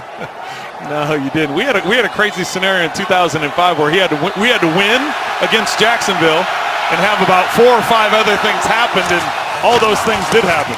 And this is Bortles with the keeper. Bortles around the right side, looking for the first down marker. Let's see where they mark him out.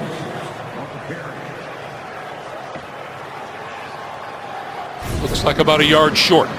Well, and throughout his career, he's been very consistent running the football. He doesn't get enough credit for his athletic ability and the amount of speed that he possesses to pick up yards on the ground. If you look at how many yards he's averaged throughout his career running the football. 3rd and 1. Fournette looking for the first down and has it as he bulls his way across the 30 to about the 31-yard line.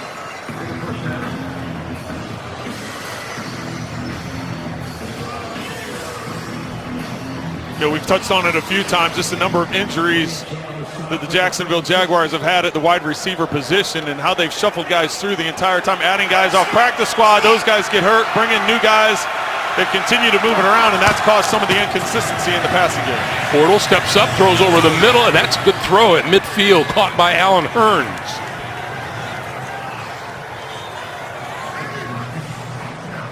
And that's a first down. Well, and that's the guy they're loving getting back. He missed the last 6 games, as we mentioned earlier in this game. He's missed the last 6 games with an injury, with an ankle injury, and they're fortunate to get him back. They want to get him some reps in today. They've already got their spot secured for the playoffs, but you want to come in and get him moving around and help out offensively. Quick pass to the near side. Hearn with a blocker and bumped out of bounds. Let's check in with Jamie. Well, we see Blake Bortles connecting with Alan Hearns, which is great to have him back. But along the way this season, Bortles had to work with a lot of young wide receivers that he really wasn't expecting. He said because that draft class that he came in with, he was so excited to work with Allen Robinson, Alan Hearns. But he was surprised, pleasantly surprised, when these young wide receivers were looking at him. He said, wow, I can really mold these guys. They listen to what I want them to do. So he was pumped to get to work with some new guys this year. Yeah, Jamie, thank you very much. This is Fournette breaking free for more yardage, and he is inside the 35 to the 34. Well, by far, this is the best drive the Jaguars have put together today. Once again, working the ball in the middle of the field. Fournette getting the positive yards. The offensive line creating some space and keeps those legs churning for the first down. Bortles going to go for it deep again down the sideline. It is incomplete. Dropped at the goal line by Westbrook. Had beaten his man, and a good throw by Bortles. Well, I was talking about it. Jamie was talking about it. The changes at wide receiver, the different players that have been in there. But the one thing that's happened throughout the course of this season is the number of drops the Jaguars have had. They're 4th in the NFL in the percentage of drop passes. Unfortunately, it comes at a very crucial time here as the Jaguars, with a touchdown there, could have pulled it within 5. 2nd and 10.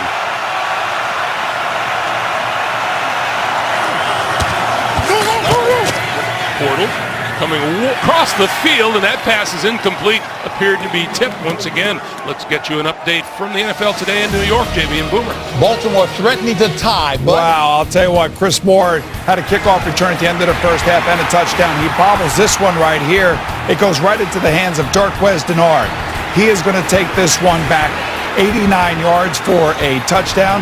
The Bengals are going to take a 24-10 lead. Meanwhile, Miami all over are losing to Buffalo 19-0. Back to Greg and Trent. Wow. That is Thank wild. you, guys.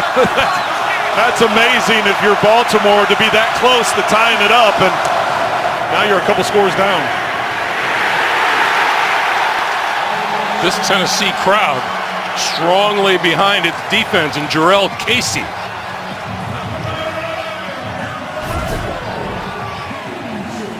Arakpo once again coming off the edge. Morgan as well. Casey spins off and comes up with the sack.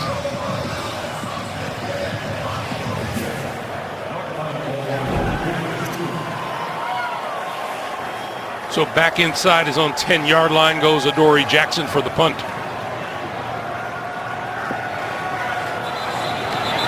Whistle. Kick won't count. Well, now that the False start. Offense, number 52.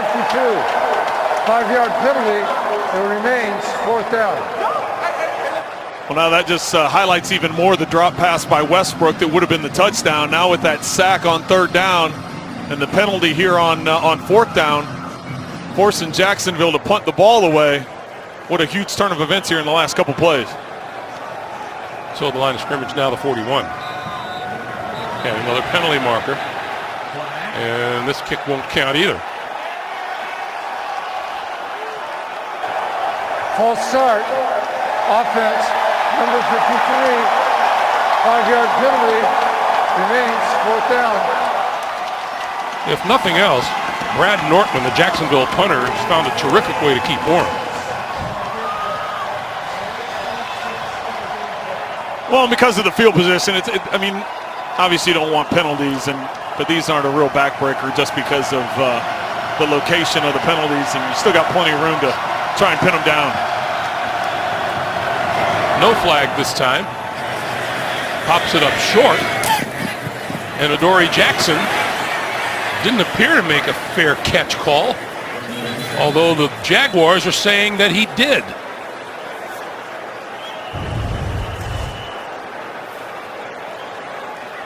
We'll take a break while they figure it out. The NFL on CBS is sponsored by Pizza Hut. No one out-pizzas the Hut. And by Geico. 15 minutes could save you 15% or more on car insurance. The Musica statue here on Music Row in Nashville, originally built in 2003. It's been around for 3 Titans playoff appearances in 14 years. 4:14 to play in the third.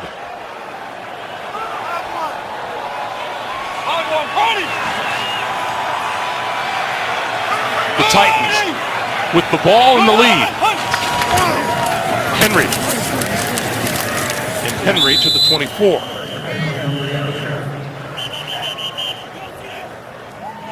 As his carries continue to pile up, and we move up to 4 minutes to play in the third.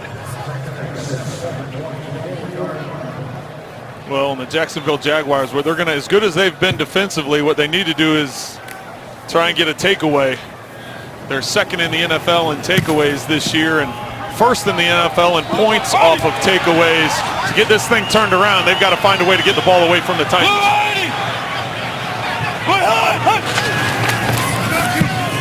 Mariota throwing far sideline, complete to Delaney Walker and out of bounds, but enough for a first down.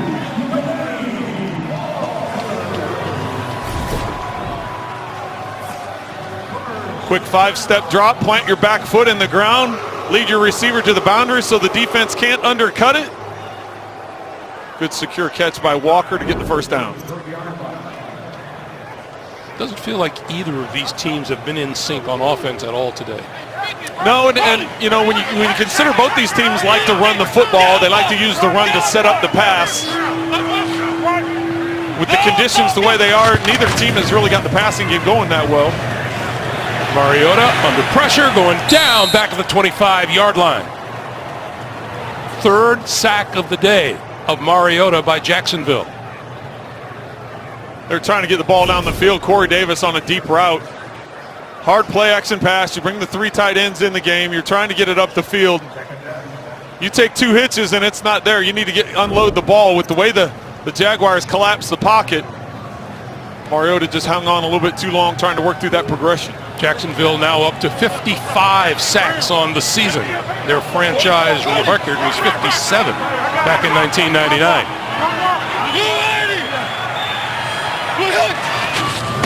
On 2nd and 17, out here and right through the hands of Decker. It'll be 3rd and 17.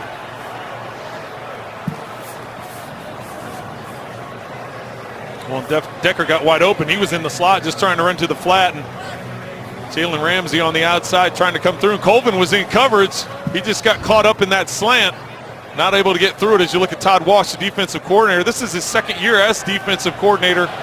Even though that last year under Gus Bradley, a little bit different philosophy that Walsh has had with the defense this year. Changed things up from what it was last year under Bradley.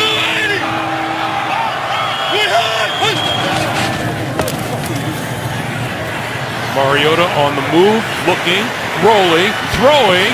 Decker, incomplete at the 35. Had to come back for it and couldn't maintain control.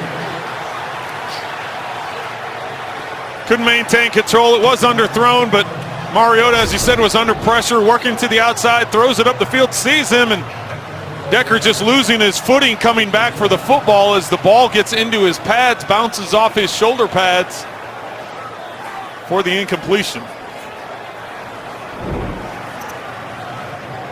So the Jaden Mickens adventure continues. He's back at about his 20.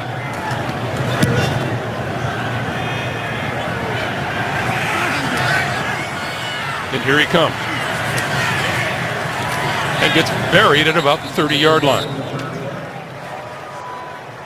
Those of you expecting to see 60 minutes, you're watching the NFL on CBS, our game between Jacksonville and Tennessee. Greg Gumbel with Trent Green, Jamie Erdahl. And it has been a chilly one, but it's a 15-3 Titans lead. 60 minutes will be seen in its entirety immediately following this game, except on the West Coast.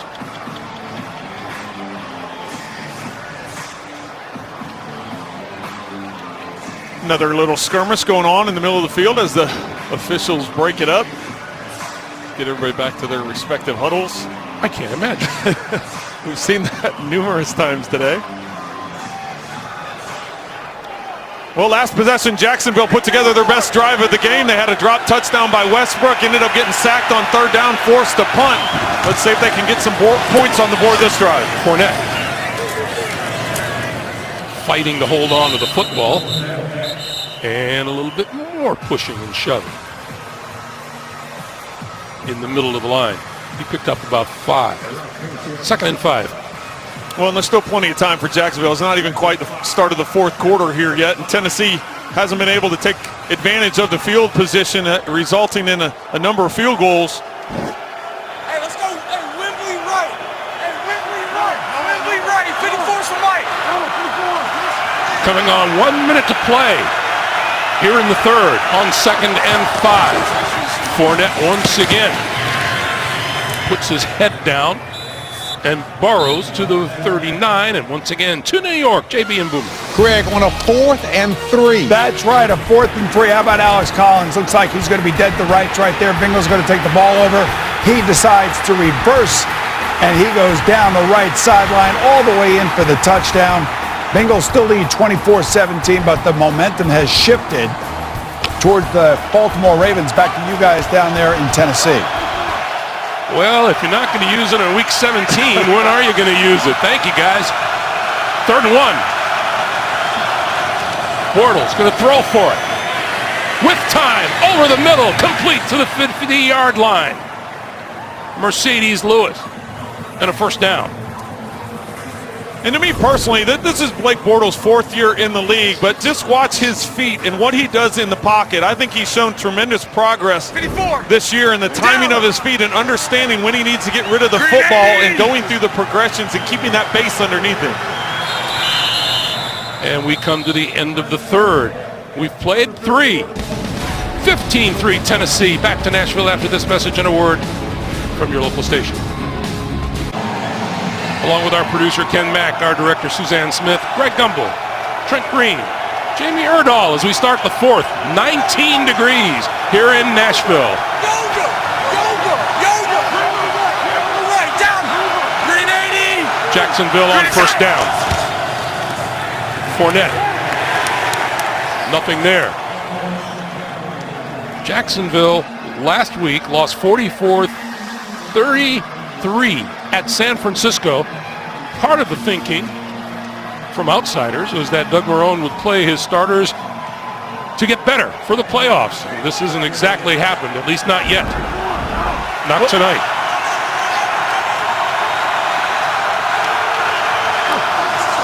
On 2nd and 9, Bortles stepping up, throwing, incomplete.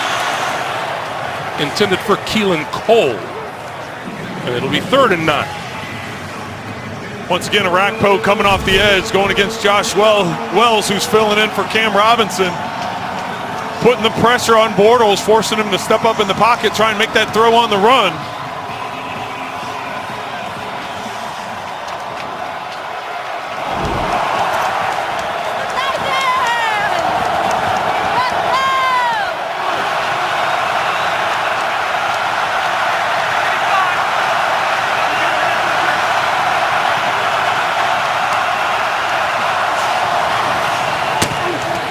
Bortles off his back foot, throwing, intercepted at the 30-yard line, picked off by Kevin Byard.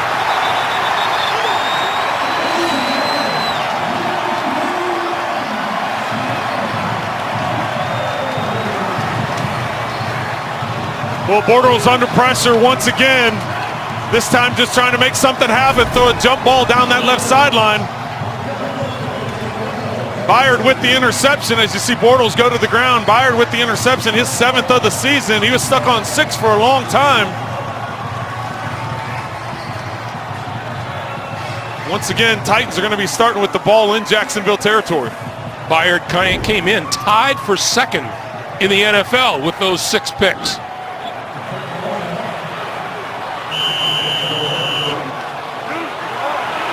So now here's Tennessee at the Jacksonville 41. Line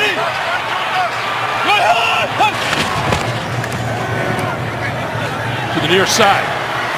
Rashard Matthews. And Matthews ridden out of bounds at about the 35-yard line. These Tennessee Titans. A win, and they're in. Or if Buffalo loses and the Chargers lose, and they can be a 5 seed with a victory and a Baltimore loss. And Baltimore trails Cincinnati at this point. 2nd and 3.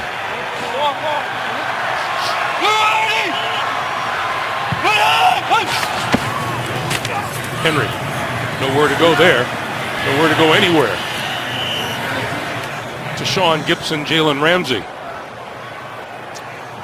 Well, you see what Marcus Mariota is trying to do there. Uses the hard count the last 2 downs, 1st and 2nd down, trying to get an easy 5 yards. And Jacksonville showing discipline, not jumping off sides. And we have a player down on one knee. That is Taylor Lewan, the fine left tackle, on his way to his 2nd Pro Bowl this year.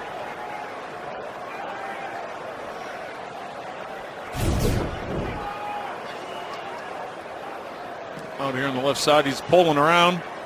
See the collision that happens there. And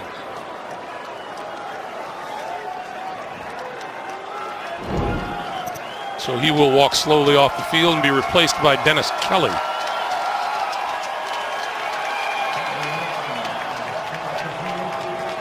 Taylor Lewan, a real leader on that offensive line. Oh, he has been, and brings that attitude to the offensive line. See Dennis Kelly now going in. Kelly plays quite a bit because they use that extra offensive lineman quite a bit in their offensive in their alignments to get their run game going. Here's a 3rd and 8 for Mariota. Hey, easy. Go Lex.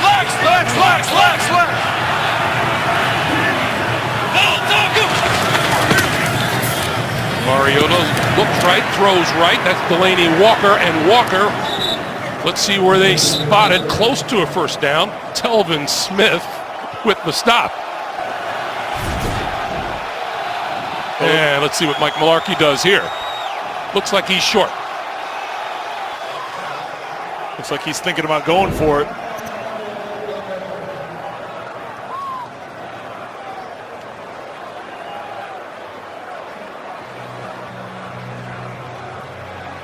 And now he's going to think about it for a bit. Taylor Lewan going back in the game. Yeah, a lot of big guys going back into the game. They're going to have an official measurement here.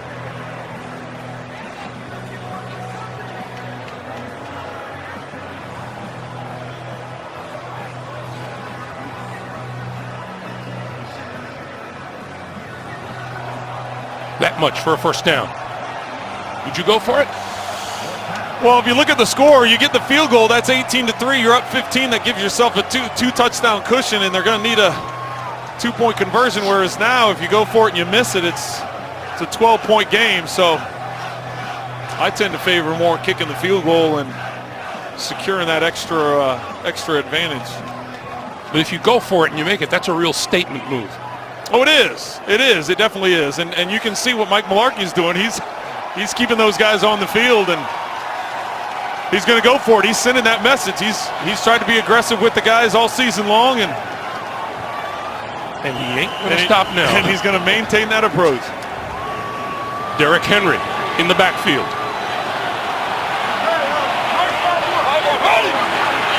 4th and not very much.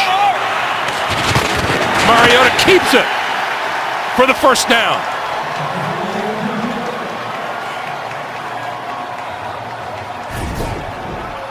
Well, and they get him with the quick snap also. Trying to catch Jacksonville off guard. They've done hard count a number of times. Instead, this time they go to a quicker count. So I can get a little momentum going forward.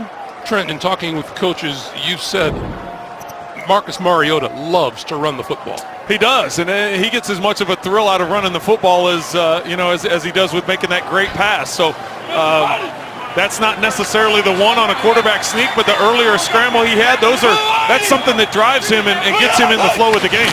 On 1st down, they give this to Henry. Henry changing direction a couple of times and diving forward for about a 4-yard pickup. to the 26.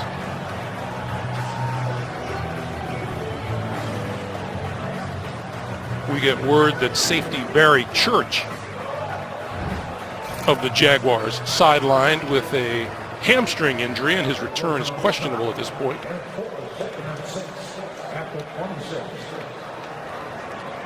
Derrick Henry has hit his career high in the NFL with 19 carries.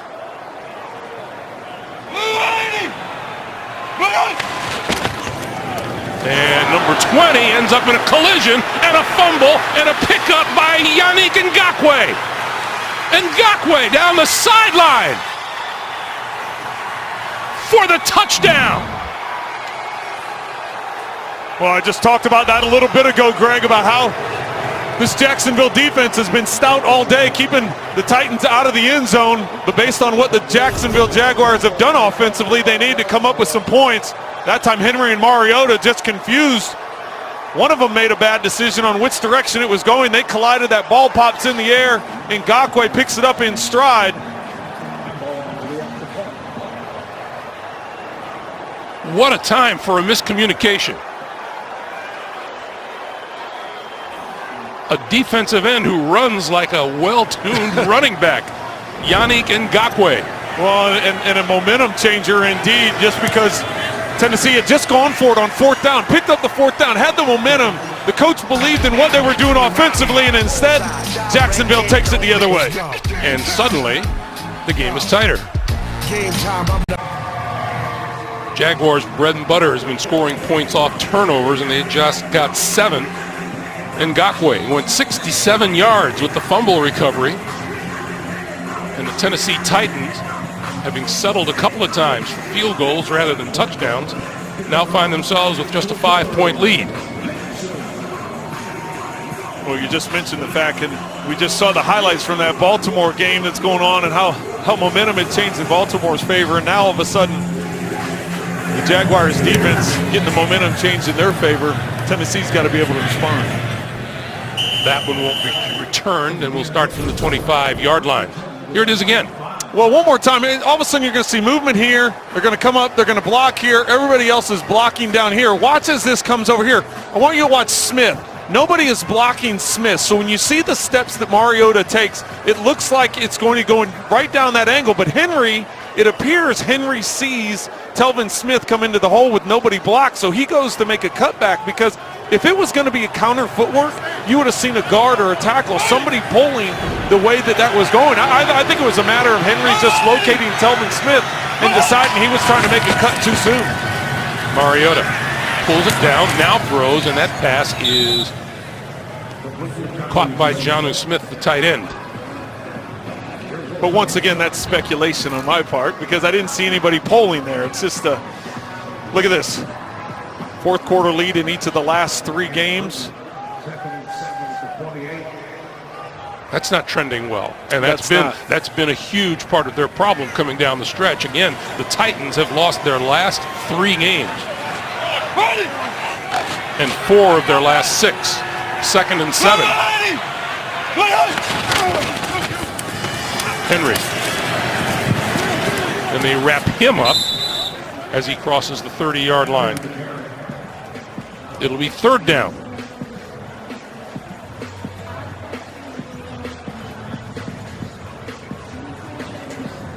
Clock continues to move. We are under 10 minutes to play here in the 4th.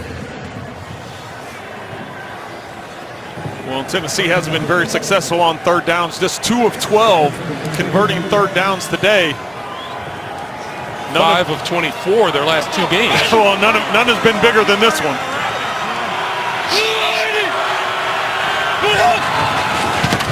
Mariota lofting it in and out of the hands of Eric Decker.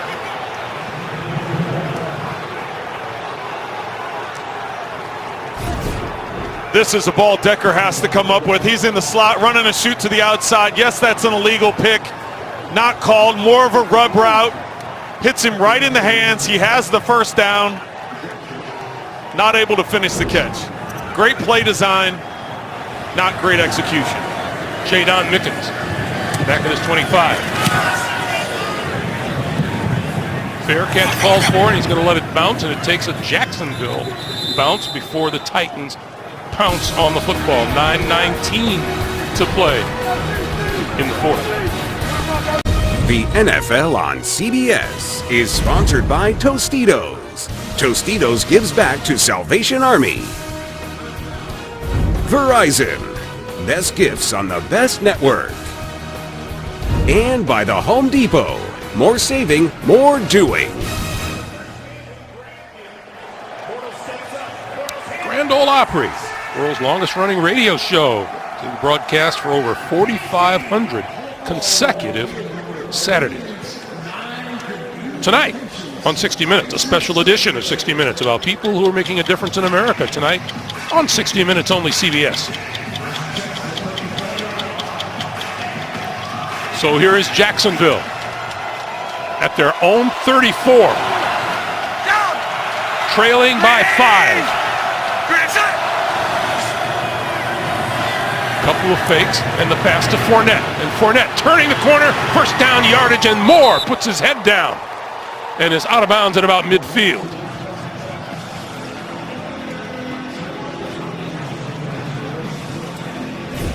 $16 yards and a first down. It's going to be a fake on the handoff here, then you're going to see the reverse, and then they're going to sneak out here and run the screen. So trying to get some misdirection, cause some confusion for the Titans.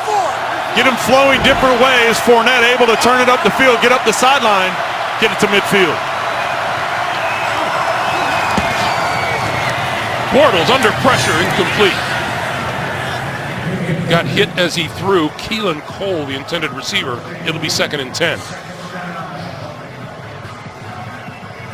I'm at a loss for words. I don't know what Keelan Cole was doing there. It looked like he was almost getting ready to block. He wasn't looking back at Bortles, so some confusion once again in that pass game. Fournette. Looked like the ball came out. Officials came running in. No change of possession. So it'll be 3rd down.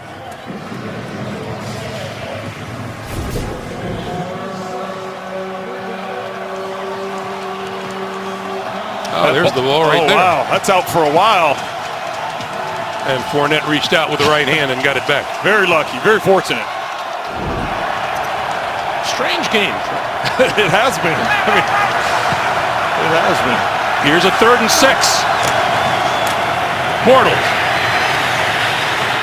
Still looking, throwing, sideline. It is incomplete. TJ Yeldon was there, so was Mercedes Lewis.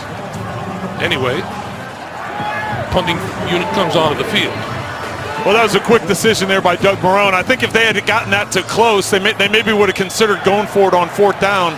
You have to remember now, the Jaguars have run 3 fake punts this year. Not this one, not yet. And this one rolling into the end zone for the touchback. It'll be 1st down Tennessee when we come back. They win the game. They're in the playoffs. 7:48 to play in the fourth. 19 degrees. The weather people say it feels like 6. Trent and I disagree. It feels a lot colder than that. 1st down from the 20.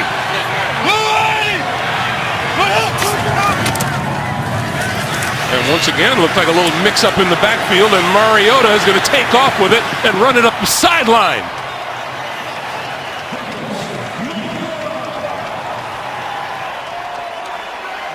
Trent, I got to think, week 17, you really should have a lot of this stuff worked out.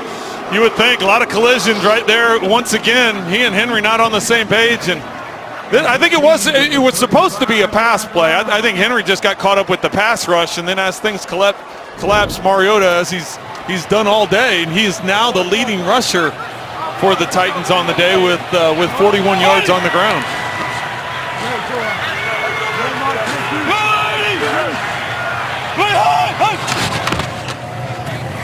Henry wrapped up in the backfield. Calais Campbell.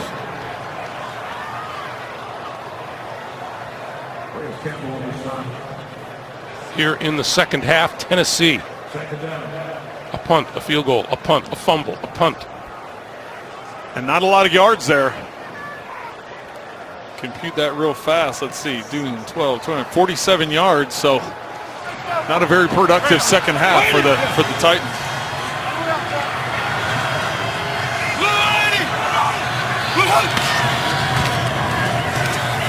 Mariota over the middle. That is complete. And across the 40 and fighting for yardage is Luke Stocker. And is about a yard, maybe a half yard short of a first down. But you know what it all comes down to, Greg? Doesn't matter how productive you are. It just matters about getting the win. And if they can put together a long drive here and use up the clock, get first downs, keep that clock moving, able to go down and get some points. Even if they go down and get a field goal, that makes it an 8-point game. Now you're forcing the Jacksonville Jaguars to go down and try and get a touchdown and a 2-point conversion to attempt to tie it up. So there's a lot of good things that can still happen for this offense in terms of sealing a victory. You know, coaches, and a playoff position. You know, coaches still go back to those missed opportunities. Oh, yeah. They go back to the missed opportunities when they lose the game. Henry. And Henry can't get anywhere. To Sean Gibson, who's played a heck of a football game from his safety position. And it forces the punt. When there's more guys rushing than you have guys block, and that's what's going to happen. And that's happened several times today for the Titans and for Derrick Henry.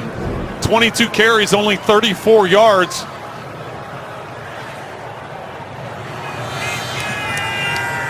Jadon Mickens has returned a punt for a touchdown this year against Cincinnati, 63 yards. This one won't get anywhere near him as it sails off and out of bounds. And this is going to be fairly decent field position to start for the Jaguars. Well, and punter Brett Kern, you know, he's going to the Pro Bowl, and that was one of his worst punts of the season at a very untimely part of the game. So let's take a look at Blake Bortles on the day. He's been under a lot of pressure. Arakpo that time blocked low, that time Arakpo up high. Morgan and Arakpo off the edge. He spins in case he gets the hit. The interception, he was under pressure, got hit again as he was throwing, as Byard got the pick. See if the Jaguars can buy him some time. They are without their starting left tackle, so that is due to some of the pressure today. Nothing to be gained by the Jaguars today except the good old divisional pride. Deep down the far sideline, incomplete. D.D. Westbrook, the intended receiver, 2 Titans along with him. It'll be 2nd and 10.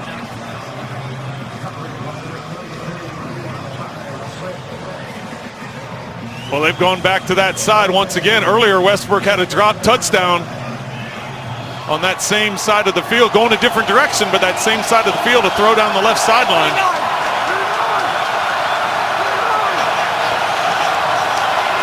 Crowd getting into it for the Titan defense. Bortles under pressure and going down. Brian Orakpo.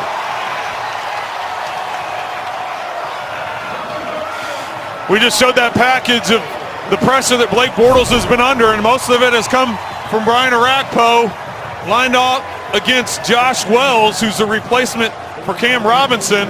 Actually, Orakpo was on the inside. They had a stunt going on there. Second time today that Bortles has been sacked. 3rd and 20.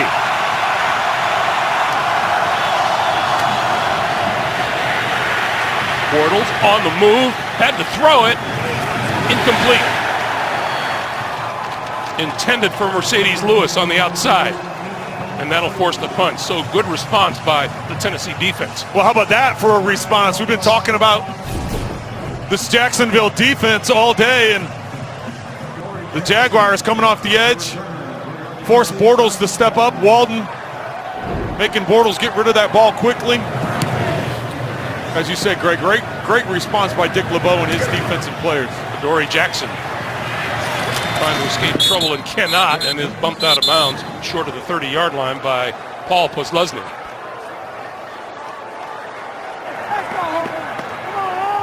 .357 on the clock.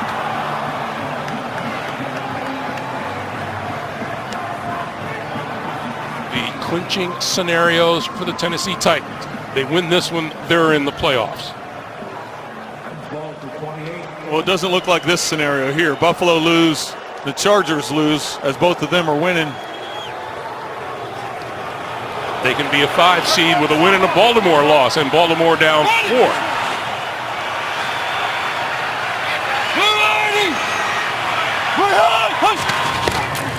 Henry. This is when teams turn to a big crunching running back to gain yardage and take time off the clock. Well, and that's the thing. You have to keep an eye on Jacksonville. They've got all 3 timeouts. You got the 2-minute warning coming up as well. So if there's ever a time for your defense to come up with a 3 and out, this is it, because then you can save all the timeouts. If the Titans are able to get a first down, then you need to start working the clock and working those timeouts. 2nd and 7.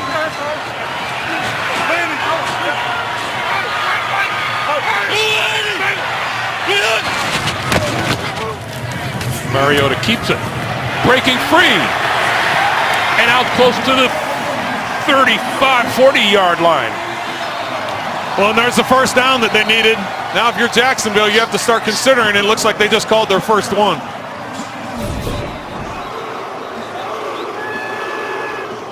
We mentioned earlier how not just how well he runs, but how much he likes to run. Well, he does. It's just part of his game. It always has been. It's a reason why he had such success that he did in college and why he continues to have success in the NFL. Now, that's not a great philosophy of life for a quarterback in the NFL. Well, it's not, and that may be a reason why he's dealt with so many injuries this season. A number of those injuries coming in the pocket, but also when you're taking, there's a duration thing here too. There's a cumulative effect of the number of hits as well.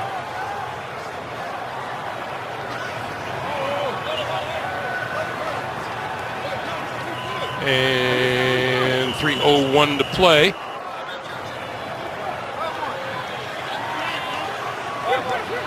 Jacksonville down to 2 timeouts.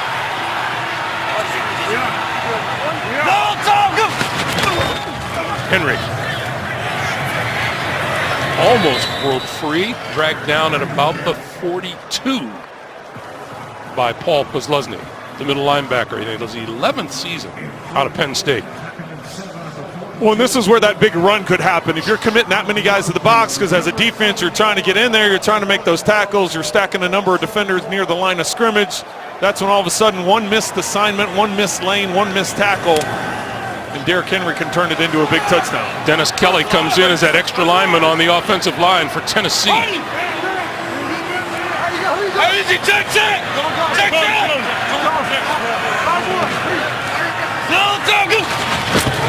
On 2nd and 6, this is Henry, and Henry hit almost immediately, and a guy named Telvin Smith makes the stop, and a timeout is called.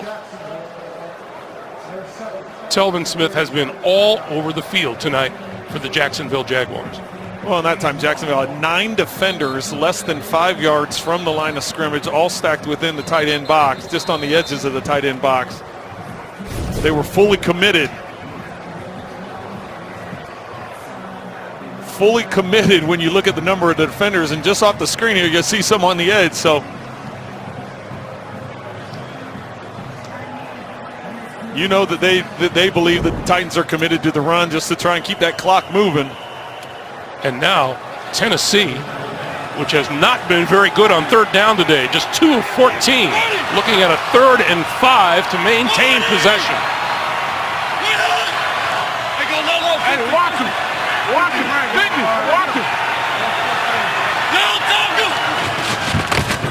Mariota rolling, pulls it down, gonna run with it and get a first down and more, and slides down.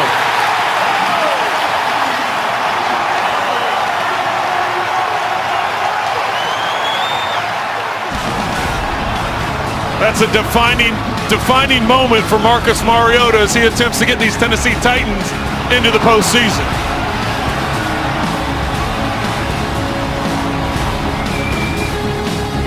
The NFL on CBS is sponsored by Cricket Wireless, something to smile about.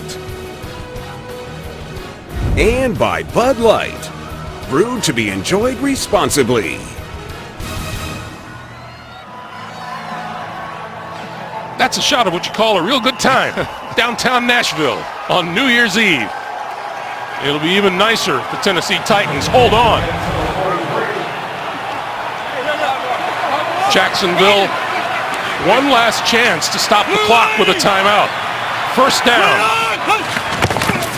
Henry. Inside the 40 to the 39, and Jacksonville uses that timeout right here. Marcus Mariota with his legs today. Has done a good job, Trent. He's been tremendous. This run is earlier in the game where he's able to pick up the first down. He attempts to stay in bounds, but he slides out. But this is on this drive. This picks up his first down, and then this is the crucial 3rd and 5. He makes Calais Campbell miss, and then Barry Church, here's a stiff arm for you, because I'm going to get another first down to keep this thing rolling.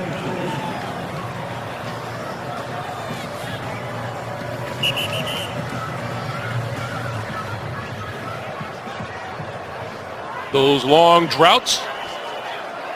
Buffalo, if things continue the way they are, they could be going to the playoffs after missing 17 seasons, and the Rams and these Tennessee Titans. 2nd and 6. Henry again. To the 31. Malik Jackson making the stop. Clock continues to move. We come up on 1:40 to play. Well, with no timeouts left, all Jacksonville can do is try and get a stop here on 3rd down. Tennessee could ultimately go for it if it's 4th and short to try and seal the victory. If they get it to a close enough distance here to see Mariota come over to the sideline. Those of you who have been watching the Los Angeles Chargers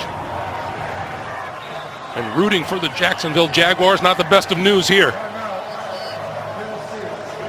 1:12 remaining here in the 4th quarter. And the Tennessee Titans just have to hold on for another 72 seconds, and they're in the postseason. Well, this is if you're Jacksonville, you put everybody in the line. You're going to have 9 guys at the line of scrimmage. You're going to try shooting every gap. You're going to try knocking them for a loss, because you don't want them to go for it on 4th down. This is where you go long, isn't it? If you're Tennessee, I like your thinking. I know I would like that. Get a hard play fake. You got everybody in there, but the only probability with that would be Corey Davis up top. 3rd and 3 with Jalen.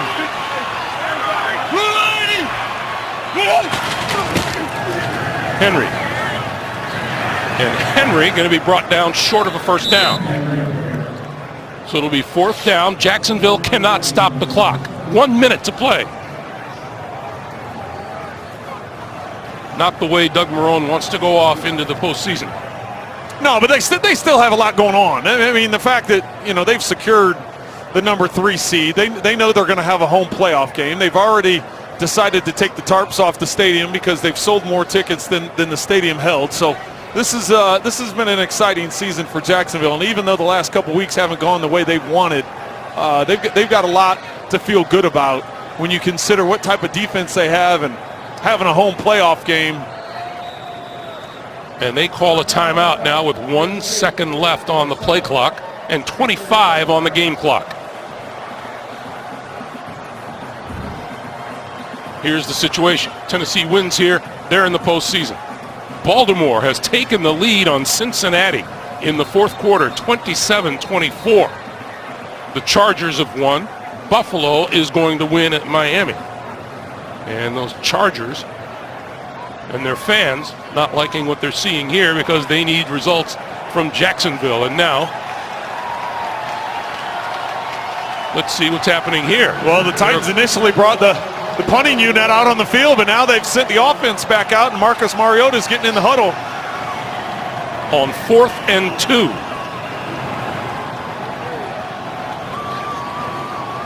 I believe they're going to try doing a hard count just to get him to jump off sides. They're back to the line of scrimmage in a hurry.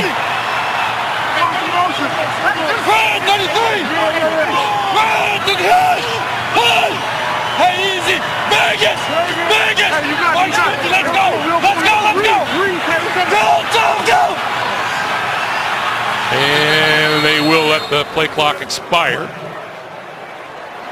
It's worth the try. Yeah, why not? Offense, 5-yard penalty, remains 4th down.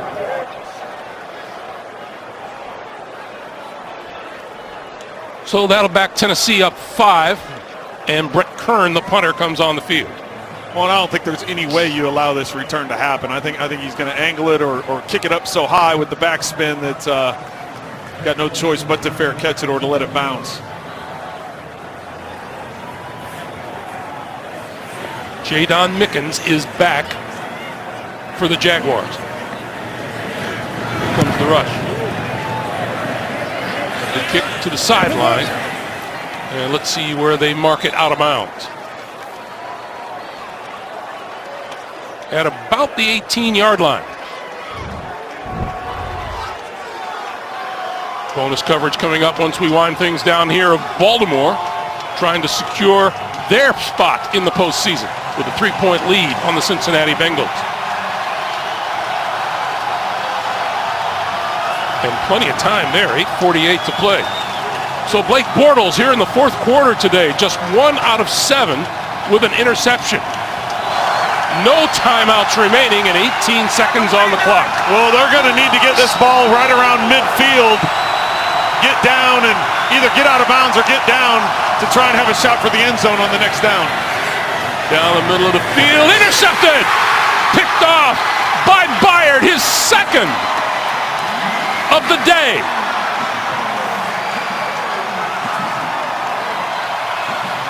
Well, that's exactly what Bortles was trying to do. He's just trying to lob the ball up the field, get it in between coverage. They had dropped back into coverage. You can see the fans going crazy as the Tennessee Titans are going to the playoffs. Byard, 2nd of the day, and now his league-leading 8th.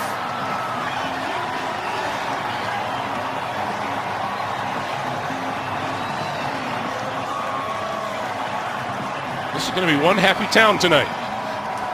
It sure will be. Well, and the crazy thing to think about it, Baltimore finally came back and took the lead on Cincinnati after trailing the entire day. Still a lot of time left, as you said, 8 minutes. But these two teams, if Baltimore wins, these two teams are playing again next weekend for the 3rd time in Jacksonville. It'll be the wild card round of the playoffs. Titans on their way to the postseason. What a defining moment for Marcus Mariota, getting the win, getting to the playoffs for the first time. Did it mainly with his legs today. Since 2008, that's the last time the Tennessee Titans have been in the postseason. Our final score, Tennessee 15, Jacksonville 10. Coming up, bonus coverage, Bengals and Ravens for Trent and Jamie. Greg Gumbel, so long from Nashville. Happy New Year, everyone, including you, JB, in New York.